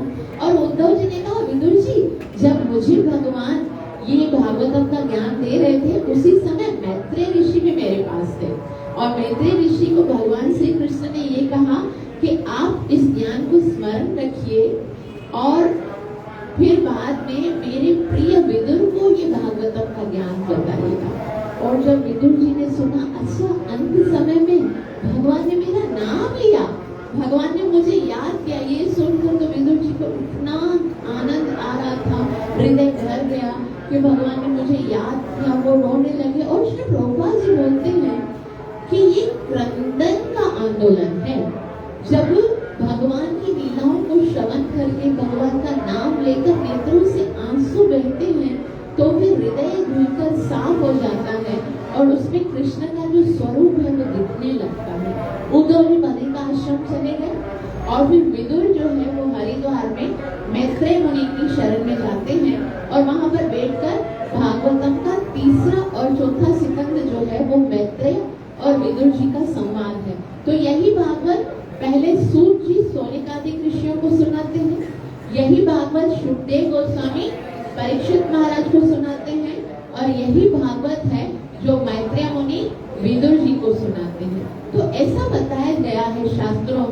कि तीन परम भक्त, तीन परम ज्ञानी, तीन महाव्यक्तियों ने वही सेम ज्ञान बताया। तो तीन बार जब एक ही बात परम ज्ञानियों के द्वारा की जाती है तो वो बात परम सत्य मानी जाती है और वो बात उसी से जीव का कल्याण हो सकता है। विदुर जी ने मैत्रेय मुनि से कहा, एक प्रश्न पूछा मिलते ही कि आप ये बताइए कि सारे जीव तो सुख के लिए ही भागा दौड़ी करते हैं, परंतु हाथ में क्या आता है? दुख ही आता है। तो इस प्रश्न का उत्तर बताइए मैत्रेय मुनि कि जीवों को सुख क्यों नहीं मिलता? मैत्रेय मुनि बहुत ही सुंदर उत्तर देते हैं और कहते हैं कि आप ये बताइए कि कारण तो केवल इतना ही है कि हम जो सुख ढूंढ रहे हैं वो जगह गलत है।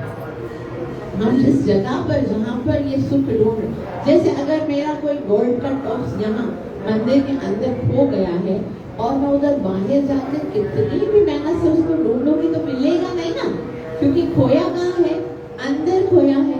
तो बोलते हैं चलो ठीक है, मैं आपसे एक प्रश्न पूछता हूँ। तो मैत्रेय मुनि प्रश्न पूछते हैं, मनुष्य को सुख चाहिए ना, तो सुख कब चाहिए? सुबह को चाहिए या शाम को चाहिए या रात को चाहिए? कब चाहिए? हर समय चाहिए।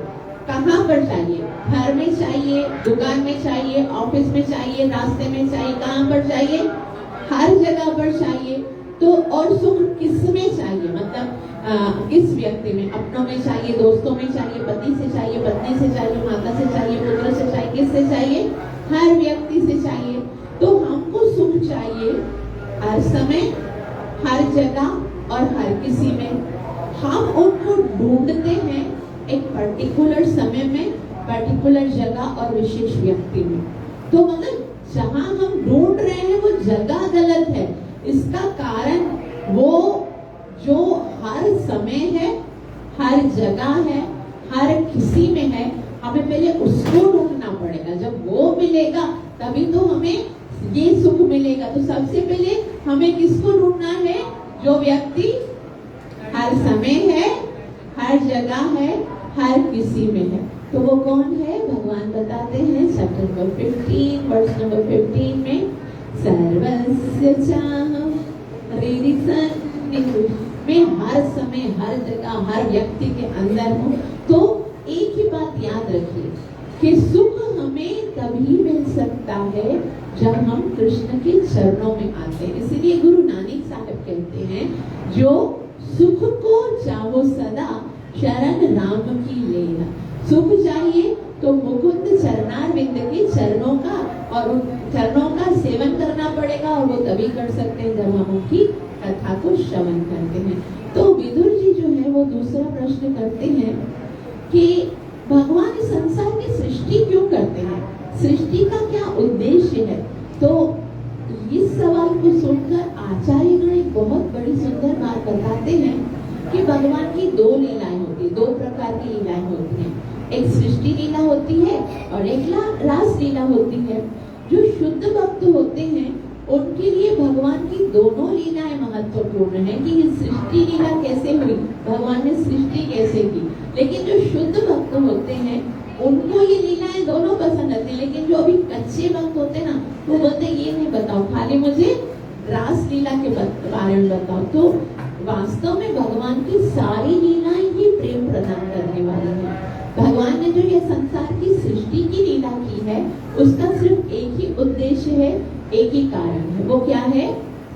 वो ये है कि भगवान बहुत करुणामय है। क्या करुणा है इसमें?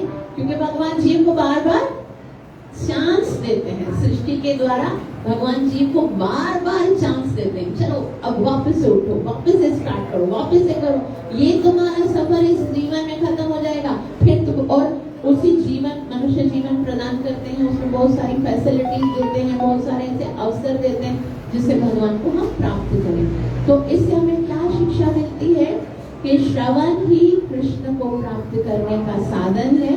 तो पहले सृष्टि लीला को, जो कि भगवान की करुणा का प्रतीक है, सृष्टि भगवान क्यों करते हैं उसके विषय में पढ़ेंगे।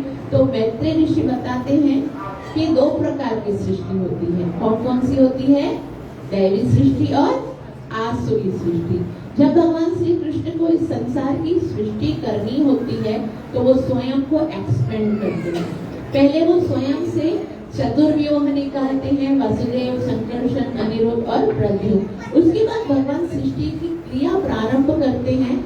स्वयं में से 3 विष्णु प्रकट करते हैं, कारण दक्षाय विष्णु, गर्भोदक्षाय विष्णु और क्षीरोदक्षाय विष्णु।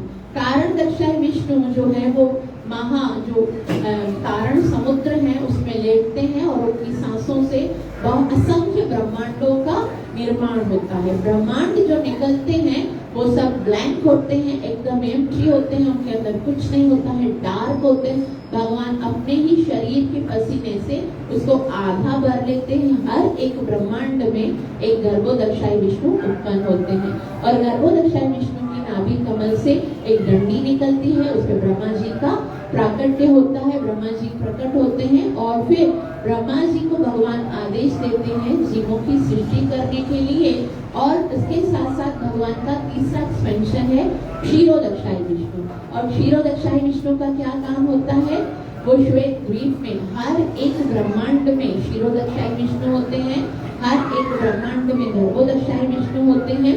और उसके बाद क्षीरोदक्षाय विष्णु क्या करते हैं? प्रत्येक जीव के हृदय में परमात्मा के स्वरूप में रहते हैं, एक साक्षी बनते हैं, उनको प्रत्येक कार्य करने के लिए अनुमति देते हैं। और दूसरा उनका काम होता है कि जब जब संसार में किसी कोई विपत्ति आती है या हर युग में वो क्षीरोदक्षाय विष्णु से ही भगवान का एक अवतार प्रकट होता है। देवताओं के ऊपर जब कोई विपत्ति आती है तो भगवान के धाम नहीं जा सकते, क्योंकि भगवान का नाम कैसा है? यद्गत्वाना निवर्तन्ते। देवता अपनी प्रॉब्लम्स को लेकर किसके पास जाते हैं? क्षीरोदक्षाय विष्णु के पास। तो ब्रह्मा जी जो है वो तप करते हैं और गोपाल मंत्रों को मिलता है 100 साल की तपस्या, भगवान का साक्षात दर्शन। भगवान के दर्शन लेकर भगवान से आज्ञा प्राप्त करते हैं कि आपको सृष्टि ही करनी है, सृष्टि का सृजन करना है। तो पहले ब्रह्मा जी क्या करते हैं? मानसिक सृष्टि करते हैं। मानसिक सृष्टि में क्या करते हैं? वो पहले चतुष कुमार को उत्पन्न करते हैं। 4 कुमार हैं, सनक, सनंदन, सनातन और संत कुमार। उनको उत्पन्न करके ब्रह्मा जी कहते हैं कि अब तुम मेरे साथ सृष्टि कार्य में मेरा साथ दो। चतुष कुमार हाथ जोड़कर कहते हैं, पिताजी हमें इस जंजाल के कार्य में मत डालिए, हम भगवान का नाम जप करेंगे, भगवान की भक्ति करेंगे, 5 साल के रहकर हम हमेशा सेवा करेंगे, हम आपको सृष्टि सेवा में साथ नहीं देंगे। तो फिर वो मना कर देते। तो ब्रह्मा जी को थोड़ा सा क्रोध आता है और क्रोध के समय ब्रह्मा जी के भवों से बीच में से एक बच्चा निकलता है, वो ब्लू कलर का होता है और जोर जोर से रोने लगता है। तो कहता है मुझे बताओ कि मेरा नाम क्या है, मेरी सेवा क्या है। तो ब्रह्मा जी कहते हैं कि तुम पैदा होते ही जोर जोर से रो रहे हो, तो तुम्हारा नाम रुद्र रखते हैं और तुम्हारा काम है तो मेरे साथ सृष्टि में सहायता करो। बोला हाँ ठीक है पिताजी, मैं आपकी सहायता करूंगा। और फिर रुद्र क्या करते हैं? सृष्टि करना शुरू कर देते हैं। लेकिन सृष्टि कैसे करती हैं? भूत और प्रेत की सृष्टि करते हैं और भूतों और प्रेतों की सृष्टि करके वो सब भूत प्रेत जो है वो ब्रह्मा जी को खाने के लिए आते हैं। ब्रह्मा जी कमल के ऊपर बैठे उनकी दाढ़ी पकड़ के ब्रह्मा जी बोलते हैं, रुद्र ये तुम्हारी सृष्टि को बंद करो, ये सृष्टि नहीं चाहिए, तुम अभी जाओ तपस्या जाके करो, साधना करो और तुम है ना ऐसा करो, सृष्टि का काम नहीं करो। जब प्रलय का काम आएगा ना तब तुमको बुलाएंगे, अभी जाओ यहाँ से। ब्रह्मा जी ने विचार किया कि अभी यूं तो सृष्टि हो रही नहीं है। ब्रह्मा जी ने सप्त ऋषियों को भी पैदा किया, ऋषियों को कहा तुम भी सहायता करो, लेकिन क्योंकि जीव की क्वांटिटी बहुत थी और इस तरह से जीव जो है वो जल्दी जल्दी उत्पन्न, क्योंकि सृष्टि की क्रिया में कोई चार्म नहीं था तो सृष्टि हो नहीं रही थी, इच्छा ही नहीं हो रही थी किसी की भी सृष्टि करने की। ऋषि भी जाते थे तपस्या करने के लिए, नारद ने मना कर दिया, शिव जी को ब्रह्मा जी ने मना किया, संत कुमारों ने मना किया। तो ब्रह्मा जी को आदेश हुआ कि अब आप मैथुनी सृष्टि स्टार्ट करो। मैथुनी सृष्टि मतलब पुरुष और स्त्री का विवाह करके उनसे जो सृष्टि उत्पन्न होती है उसको स्टार्ट करो। तब ब्रह्मा जी के वाम अंग से एक स्त्री और सीधे हाथ से एक पुरुष उत्पन्न हुए, यानी मानव की अद्भुत सृष्टि ब्रह्मा जी ने की। बाएं अंग से जो स्त्री उत्पन्न हुई उनका नाम था शतरूपा और दाएं अंग से जो पुरुष उत्पन्न हुए उनका नाम है महाराजा स्वयंभू मनु। स्वयंभू मनु और शत्रुपा बहुत ही सुंदर, सुशील और कोमल, और स्वयंभू मनु बहुत ही वीर पुरुष थे। दोनों हाथ जोड़कर प्रणाम किए, पिताजी आप आज्ञा कीजिए, हम आपकी क्या सेवा कर सकते हैं। ब्रह्मा जी ने कहा, बेटा मुझे आज्ञा है कि सृष्टि करो, आप दोनों मिलकर विवाह कीजिए और सृष्टि का उत्पन्न करने में मेरी सहायता कीजिए। और सृष्टि करने के लिए जैसे ही उन्होंने कहा, जो आज्ञा पिताश्री, हम सृष्टि करने के लिए तैयार हैं, लेकिन हमारी जो सृष्टि होगी वो तो पृथ्वी पर रहेगी। लेकिन अब क्या है कि पृथ्वी बीच में है ही नहीं, वो सारे 14 प्लैनेट्स हैं, वो जैसे भूलोक, गोलोक, जनलोक, तपलोक, महलोक, सिद्धलोक, पृथ्वी सेंटर में अपने ऑर्बिट में थी नहीं। अब क्या था कि वो जो सृष्टि उन्होंने की थी वो तो ब्रह्मलोक में थी, 7 लोक नीचे तो दिख रहा था नहीं। ब्रह्मा जी से करके देखते हैं, वाकई में पृथ्वी तो बीच में है ही नहीं, तो ये पृथ्वी कहाँ चली गई है। ब्रह्मा जी सोच रहे थे कि पृथ्वी कहाँ गई और उसको कैसे लाया जा सकता है। तो उसी समय ब्रह्मा जी के नासिका से छोटा सा, बिल्कुल छोटा सा मच्छर के जितना जीव निकला, और देखते ही बहुत बड़ा विशाल जीव बन गया। और वो कौन प्रकट हो गए हैं? भगवान विराह की। वराह रूप जो है वो यज्ञ स्वरूप है, उनके सारे अंग पृथ्वी की ओर झुके हुए हैं। वो पृथ्वी की सारी मलिनता को साफ करते हैं। पृथ्वी के साथ वराह देव का विवाह होता है और उससे एक भौमासुर की उत्पत्ति होती है।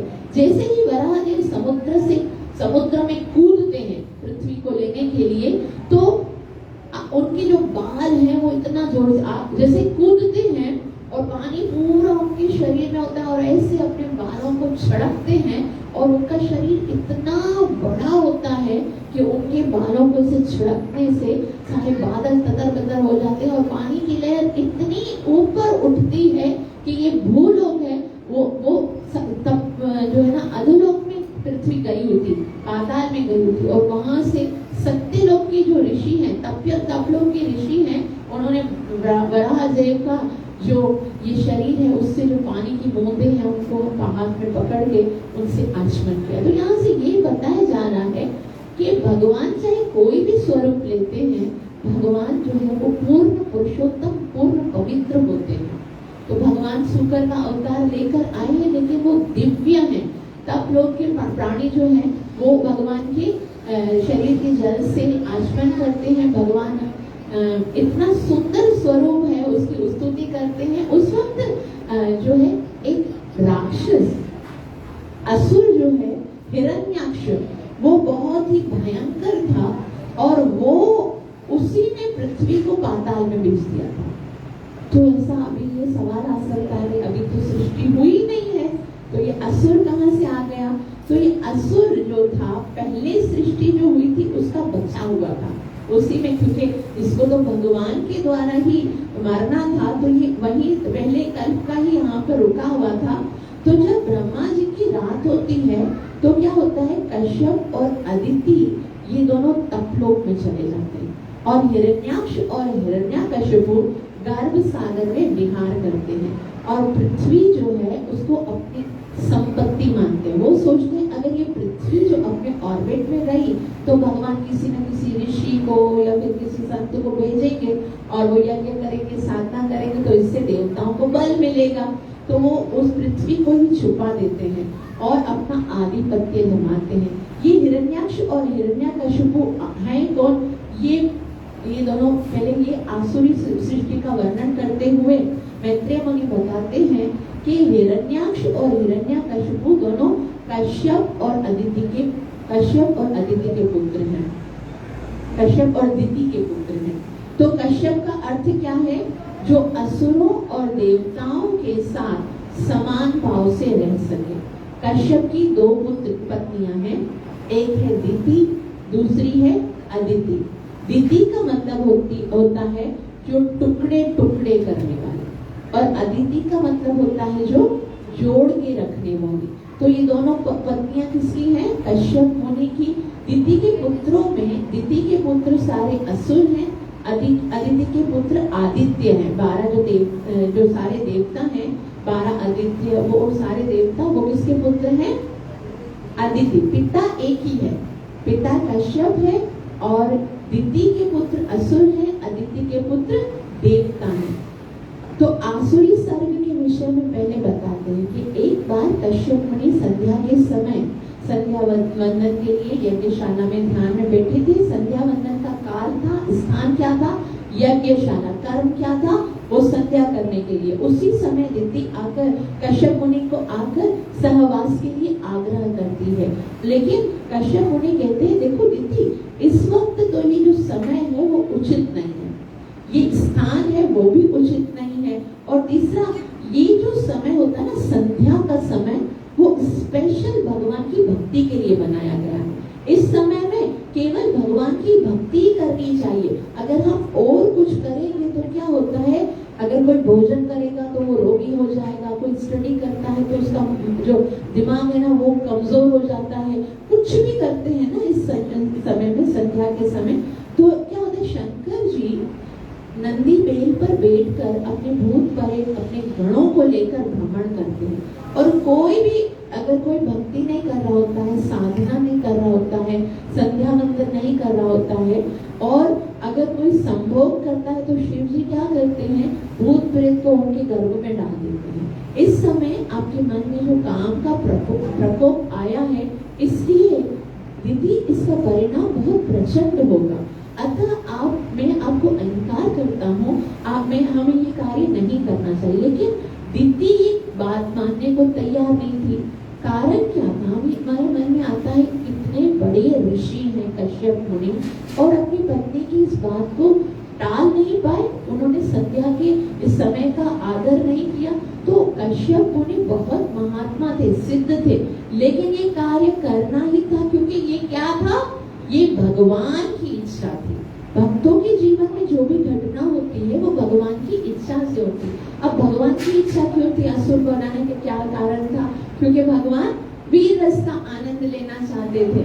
उसमें लीला क्या है कि एक बार लक्ष्मी महारानी वैकुंठ में प्रवेश कर रही थी।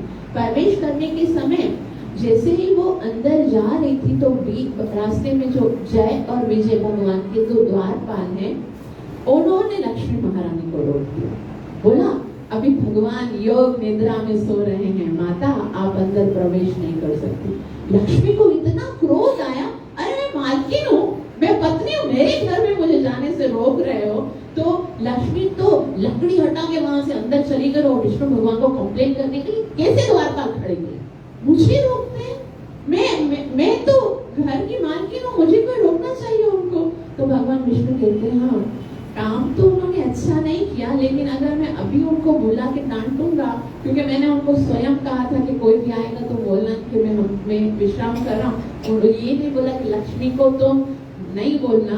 अब आपको बोला है काम तो अच्छा नहीं किया, लेकिन अगर अभी मैं डांटूंगा तो वो क्या कहेंगे, देखो आदेश भी स्वयं देते हैं और पत्नी का साइड लेते हैं, तो ये अच्छा नहीं रहेगा। आप इंतजार करो, ये जब किसी साधु संत का अपमान करेंगे ना, तब मैं आपका भी बदला लूंगा इससे।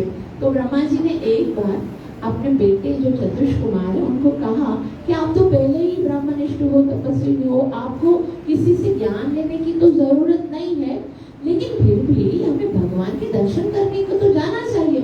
अभी ये सत्य लोग है, सामने वैकुंठ है, जाओ कभी भगवान के दर्शन करके आओ विष्णु के साथ। मैंने भगवान के हाथ मिला था भगवान के साथ, भगवान इतने सुंदर हैं, उनका स्वरूप इतना सुंदर है, कभी जाना चाहिए भगवान के सुंदर दर्शन को देखो। और भगवान जो है वो इतना करुणामय है, उनकी करुणा को देखो। तो उनकी एक बार चतुष कुमार ने जैसे ही ब्रह्मा जी के मुख से ये सुना, तो उनके हृदय में योग माया ने ये प्रेरणा दी, और ब्रह्मा जी की ये चार जो छोटे छोटे एकदम 5 साल के बालक हैं, उनको 5 साल के बच्चे को पता नहीं होता है, उनको ना अपने वस्त्र का ढंग होता है, ना उन्होंने कोई कपड़े वपड़े सही तरह से पहने होते हैं। वो सब आयु में तो सबसे बड़े हैं, लेकिन वो रहते 5 साल के नंगे हैं वस्त्र के बिना। वो 6 दरवाजे, वैकुंठ के 7 दरवाजे ना, 6 दरवाजे को पार कर 7वें दरवाजे पर जाते हैं। और वैसे तो जय और विजय भी अच्छी तरह से जानते हैं कि ये चतुष कुमार हैं, परंतु अब योग माया को लीला करनी थी, भगवान को वीर रस का आनंद लेना था, तो वो दोनों डंडा आगे करके रोकने लगते। ए तुम चारों छोटे बच्चे कहाँ जा रहे हो, जाओ वस्त्र पहन के आओ, यहाँ पर तुम नहीं जा सकते, वैकुंठ में कहाँ तुम ऐसे नंगे पलंगे लेके आ गए, चलो निकलो यहाँ से। ऐसे जैसे उनको डांटा है। संत कुमारों ने कहा, अरे वैकुंठ में भी तुमको शरीर का भान है, वैकुंठ में भी ये अपने पराये का भेद होता है, यहाँ भी तुमको द्वेष नजर आता है, तुम तो यहाँ पर रहने के योग्य नहीं हो, तुम जाओ पृथ्वी लोक में। और तुम क्योंकि असुरों की तरह आचरण कर रहे हो तो तुम असुर बन जाओ। अब चतुष्कुमार को तो क्रोध नहीं आना चाहिए था, वो तो भगवान के पार्षद हैं, लेकिन फिर भी बार बार यही बात याद रखनी चाहिए, ये क्या है, भगवान की लीला है, भगवान को लीला करनी है।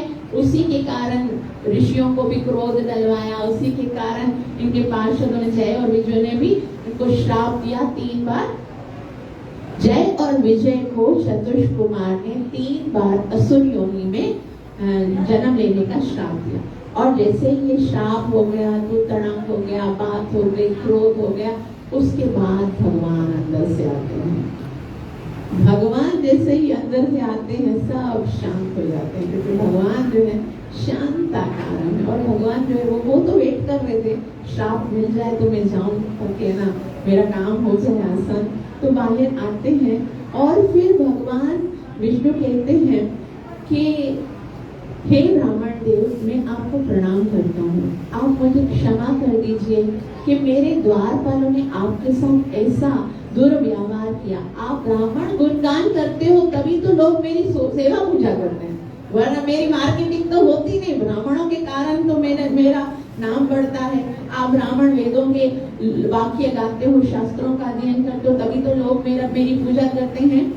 एक स्वामी के दास का अगर कोई अपराध होता है, स्वामी के दास की गलती को स्वामी की गलती मानता है, तो मैं तो ब्राह्मणों को पूछता हूँ, अगर मेरा हाथ भी ब्राह्मण का अपराध करे तो मैं अपने हाथ को भी काट दूंगा। और ये तो मेरे सेवक हैं, आपने बहुत अच्छा किया कि आपने इनको श्राप दे दिया। उसी समय 4 कुमार सोचने लगे, अरे भगवान के पार्षद हैं और हमने इनको श्राप दिया है। तो वो हाथ जोड़कर कहने लगे, वो इतने छोटे थे, मतलब भगवान इतने विशाल थे और चतुष्कुमार इतने छोटे से थे, भगवान के टकने तक आ रहे थे। तो भगवान ऊपर करके भी भगवान तो दिख नहीं रहे थे। भगवान के चरणों पर जो तुलसी का पत्ता रखा था, उसको देखते ही बस उस तुलसी और चंदन की जो सुगंध है, उसको सुगंध को लेते हैं और वो समाधि में चले जाते हैं। इतना सुंदर है भगवान का स्वरूप। और वो बोलते हैं कि नहीं नहीं नारायण, हमको कोई श्राप देना ही नहीं है, हमारे मुंह से पता नहीं कैसे निकल गया, हम आपके सेवकों को कोई श्राप नहीं दे रहे हैं, हम अपना श्राप वापस दे लेते हैं। लेकिन भगवान ने कहा, नहीं ब्राह्मण, आपका श्राप बिल्कुल उचित है, आपने तो 3 बार इनको असुर बनने का श्राप दिया है, लेकिन इनको लेने के लिए मैं तो 4 बार जाऊंगा। तो भगवान बोलते हैं कि मैं यहाँ से जाता हूँ और फिर उन दोनों का उद्धार करने के लिए मैं स्वयं पृथ्वी पर आऊंगा। और फिर पुनः असुरी स्वर्ग होने के बाद दिति ने जैसे ही दुराग्रह किया था कश्यप मुनि को, कश्यप ने उनकी बात मान ली और फिर बाद में स्नान करके पुनः वो अपनी सेवा साधना में लग गया। कश्यप जानता था कि ये कोई भगवान की योजना है, वरना मेरा मन इतना मलिन कभी नहीं हो सकता, ऋषियों के समाज में ऐसा कभी भी नहीं होता। और उसके बाद दिति को भी पश्चाताप होने लगा कि मैंने बहुत बड़ी गलती कर दी, मुझे नहीं करना चाहिए था।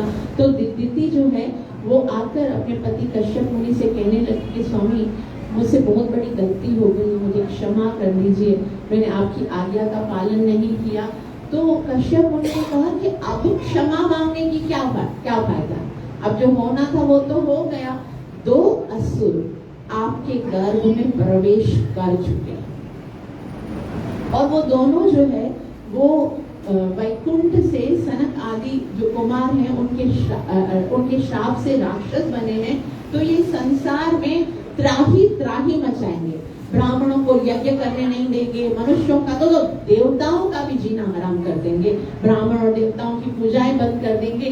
दिति इतना रोने लगी कि आप कुछ तो करो, आप इतने बड़े ऋषि हो, आप कुछ तो मेरे पर कृपा करो, कुछ क्लेमेंसी करो। कश्यप जी ने कहा कि मैं इतना कर सकता हूँ, मैं आपको एक वरदान देता हूँ कि आपके पुत्रों की संतान जो आपका पोता होगा ना, वो भगवान का इतना शुद्ध भक्त होगा, उसका हृदय इतना शुद्ध होगा, तुम्हारा बेटा जो है वो भक्तों का श्रोमणी, भक्त श्रोमणी प्रहलाद महाराज की। तुम्हारा प्रहलाद जो बेटा है वो जब पैदा होगा वो भगवान की इतनी सुंदर सुंदर भक्ति करेगा कि उनकी भक्ति से 21 पीढ़ियों का उद्धार वैसे ही हो जाएगा। तब दीदी जो है वो बहुत ज्यादा प्रसन्न होती है और कहती है कि बड़ी कृपा है महामुनि आपकी, अगर ब्राह्मणों के शाप से मेरे पुत्र मरते तो उनकी अधोगति होगी, लेकिन इतना शुद्ध भक्त होगा और भगवान स्वयं अगर मेरे पुत्रों को मारने के लिए आएंगे तो जरूर उनकी सदगति होगी। तो ये दोनों असुर गर्भ में आते हैं, देवता भयभीत हो जाते हैं, चारों ओर से आंधी चलने लगती है, सब धर्म उल्टा होने लगता है। सारे देवता ब्रह्मा जी के पास जाते हैं कि ये क्या हो रहा है। ब्रह्मा जी ने देवताओं को सांत्वना दी, भगवान स्वयं इस समस्या का समाधान करेंगे। देवताओं आप शांत होकर अपने देवनगरी में जाइए। हिरण्यकशिपु का मतलब होता है, हिरण्य मतलब सोना, कशिपु अर्थात पलम, यानी जो सोने के पलम, मतलब जिनके पास बहुत ज्यादा जिसको लाभ होता है। और हिरण्याक्ष का क्या मतलब होता है? हिरण्य मतलब सोना और अक्ष का मतलब होता है आंख, जिसकी आंख सदैव सोने पर। तो ये दोनों जो हैं वो लोभ की प्रधानता से, लोभ का प्रतीक होते हैं। काम की प्रधानता किसके अंदर है? रावण के अंदर। क्रोध और द्वेष की प्रधानता किसके अंदर है? शिशुपाल के अंदर। तो भगवान कहते हैं Bhagavad Gita chapter number 16 verse number 21 में, त्रिविधम नरकस्येदं द्वारनाशनमात्मनां काम क्रोधस्तथा लोभ तस्मादेतत्त्रयं त्यजेत्। कि नरक में जाने के 3 द्वार हैं, काम, क्रोध और लोभ। हर बुद्धिमान व्यक्ति को इनका त्याग करना चाहिए। हिरण्याक्ष और हिरण्यकशिपु ने कठोर तपस्या करके बहुत शक्ति प्राप्त कर दी। हिरण्याक्ष अपनी गदा को उठाकर चारों ओर घुमाने लगा और स्वर्ग के देवताओं भी भयभीत होकर भागने लगे। तब वो सीधा झूलेलाल के पास चला गया, वरुण देव के पास चला गया और कहा आओ मेरे साथ युद्ध करो। वरुण देव ने कहा मैं तो इतना बूढ़ा हूँ, मैं तुम्हारे साथ क्या युद्ध करूंगा, अब मुझ में तो इतनी शक्ति नहीं है, लेकिन मुझे लगता है अब तुम्हारा समय आ गया है कुत्ते की मौत मरने का। जब ऐसा सुना तो उसको बहुत ज्यादा क्रोध आया और उसने कहा क्या बात कर रहे हो? बोला अभी भगवान का अवतार हो गया है, भगवान सूकर बनकर आए हैं और तुम जैसे कुत्तों का शिकार करने के लिए जाओ उससे लड़ाई करो, मेरे पास क्यों आए हो? तो हिरण्याक्ष चिल्लाने लगा, कहाँ है वराह देव? नारद मुनि, हे कश्यप पुत्र हिरण्याक्ष, आप किसको खोज रहे हो? तब हिरण्याक्ष कहते हैं वराह देव को ढूंढ रहा हूँ, कहाँ है वो? हिरण्याक्ष ने जब ऐसा बोला तो नारद मुनि कहते वो देखो वो तुम जो पृथ्वी रसातल में छुपा कर आए थे वो तुम्हारी पृथ्वी पर लेके जा रहा है अपने ऑर्बिट में स्थापित करने के लिए। हिरण्याक्ष अपनी गदा को घुमा के कहता है रुको वराह, युद्ध करो मेरे साथ, यूं चोरों की तरह से हमारी पृथ्वी को लेकर कहाँ जा रहे हो? वराह देव ने उसकी एक भी नहीं सुनी। जैसे हम लोग कैसे किसी की सुनते नहीं, एयरपोर्ट डाल देते हैं, सुनते नहीं है, तो वराहदेव भी सुन नहीं रहे। वराहदेव ये क्यों नहीं सुन रहे? क्योंकि वो चाहते हैं कि पहले मैं अपना काम तो कर लूं। वराहदेव क्रिया प्रधान है, पहले पृथ्वी देवी को अपने ऑर्बिट में स्थापित करना है और फिर जो है ना उसके बाद कार्य करना है। और आगे पहले वो जाते हैं, आराम से पृथ्वी को स्थापित करते हैं और फिर पुनः आते हैं। वहां पर हिरण्याक्ष जो है वो गदा लेकर पकड़ता है और उसको कहते हे कुत्ते, हम तो जंगली सूकर हैं और तुम जैसे कि कुत्तों को ढूंढते फिरते हैं, आओ इधर मेरे साथ युद्ध करो। तो शिक्षा यहाँ पर भगवान हमें क्या देते हैं कि आप अगर अपना काम कर रहे हो, अपनी साधना कर रहे हो, कोई बदमाश अगर आपको चिढ़ाए तो अपनी माला रख के उसको छोड़ करने की जरूरत नहीं है। पहले अपनी 16 माला पूरी कर लेनी चाहिए, उसके बाद बात करनी है। अपना काम कंप्लीट करना है। क्रिया प्रधान अवतार वराहदेव हमें ये सिखाते हैं। क्रिया से पृथ्वी को ऊपर अपने जगह पर स्थापित करते हैं। फिर वराहदेव हिरण्याक्ष का बहुत ही घमासान युद्ध होता है। वराहदेव और हिरण्याक्ष युद्ध करते हैं। युद्ध करते करते क्या होता है, वराहदेव जो है उनके हाथ से गदा गिर जाती है और हिरण्याक्ष जो है वो देखते हैं गदा गिर गई और बोलते उठाओ अपनी गदा। भगवान सुनकर इतना खुश होते हैं कि अरे ये तो असुर है और असुर होकर भी युद्ध नीति से काम चला रहा है। वरादेव प्रसन्न होकर अपनी गदा उठाते हैं और पुनः युद्ध प्रारंभ होता है। गर्भ सागर में ये युद्ध हो रहा है। ब्रह्मा जी के एक दिन तक, एक कल्प तक ये युद्ध चलता है। अब जब वरादेव जो है उन्होंने जोर से एक लात मारी हिरण्याक्ष को, तो हिरण्याक्ष की गदा गिर गई। वरादेव ने सोचा पहले इसने मुझे मौका दिया था, अब बोलते आप अपनी गदा उठाओ। तब हिरण्याक्ष को बोलते आपको पता नहीं मैं असुर हूँ। असुर का मतलब क्या है? जो तुम्हारे सुर से कभी सुर नहीं मिलाएगा। मैं कभी भगवान की बात मान नहीं सकता। हिरण्याक्ष जो है वो भगवान की बात मानते नहीं, अपनी गदा उठाते, आखिर तक गदा नहीं उठाते, फिर त्रिशूल से युद्ध करते हैं। भगवान ने जोरदार लात मारकर त्रिशूल भी गिरा दिया। सारे देवता देख रहे क्या कर रहे हैं भगवान, इतनी देर एक कल्प तक युद्ध हो रहा है। तो वो कहते हैं, ब्रह्मा जी चार मुंह वाले हाथ, 8 हाथ जोड़कर बोलते हैं कि बस कीजिए, बहुत हो गया। हे वरादेव, शाम हो रही है और शाम के समय असुरों की शक्ति बहुत बढ़ जाती है, कृपया आप इससे खेलना बंद कीजिए। भगवान कहते हैं अरे ये तो थोड़ी कोई असुर है, ये तो मेरे धाम से आया हुआ मेरा अपना पार्षद है। मैं तो अपने हाथों की थोड़ी सी मसाज करवा रहा हूँ और मुझे अच्छा लग रहा है। मुझे बहुत, तुमको दिखता है, हमको दिखते हैं ये असुर है, लेकिन भगवान तो जानते हैं कि ये मेरे पार्षद है। भगवान के पार्षदों की कितनी शक्ति है, कितना वैभव है, इसका तो वर्णन ही नहीं किया जा सकता। देवता जो है वो उनके आगे सदैव हाथ जोड़कर कांपते हैं। नारद मुनि आगे चल के कहेंगे, जब नरसिम्हा देव भगवान का अवतार होगा तब कहेंगे, हे भगवान, जब मैं उनके समक्ष जाता था तो मैं आपका नाम लेना ही बंद कर देता। नारद मुनि का नाम है नारायण, नारायण बोला मैं छोड़ देता था और मैं इनकी स्तुति करता था, हिरण्यकशिपु की। भगवान बोलते अच्छा क्या बोलते थे? तब नारद मुनि में इनको कहता था, हे भगवान कि आप तो भगवान के पार्षद हैं, आप तो जय और विजय हैं, यहाँ काम संसार में आ गए, वापस कब जाओगे? उनकी स्तुति करता था। वास्तव में भगवान तो ये दिखाना चाहते हैं कि वैकुंठ के जो दरबान हैं वो थोड़ी अंदर रहते थे। हमारे घर में जो वॉचमैन रहता है उसकी स्थिति अलग होती है, हमारे फैमिली मेंबर्स की तो अलग होती है। जो ये तो बेचारे दरबान थे और श्राप के कारण वैकुंठ से नीचे उतर के आ गए थे। उनका ऐसा वैभव था कि सारे देवी देवता जो है वो उनके आगे नतमस्तक हो गए। तो आप सोच सकते हैं जो वैकुंठ के अंदर रहते हैं उनका कैसा वैभव होगा। ब्रह्मा जी की प्रार्थना से वराह देव ने अपने नोकीले दांतों से हिरण्याक्ष का वध कर दिया। बोलिए वराह देव भगवान की। सारे देवी देवता स्तुति करने लगे। वसति दशन शिखरे धरणी तव लग्ना शशिनि कलंक कलेवनि मग्ना केशवधीरिता सुकर रूपा जय जगदीश हरे जय जगदीश हरे केशवधीरिता सुकर रूपा जय जगदीश हरे जय वराहदेव जय वराहदेव वराहदेव जय वराहदेव।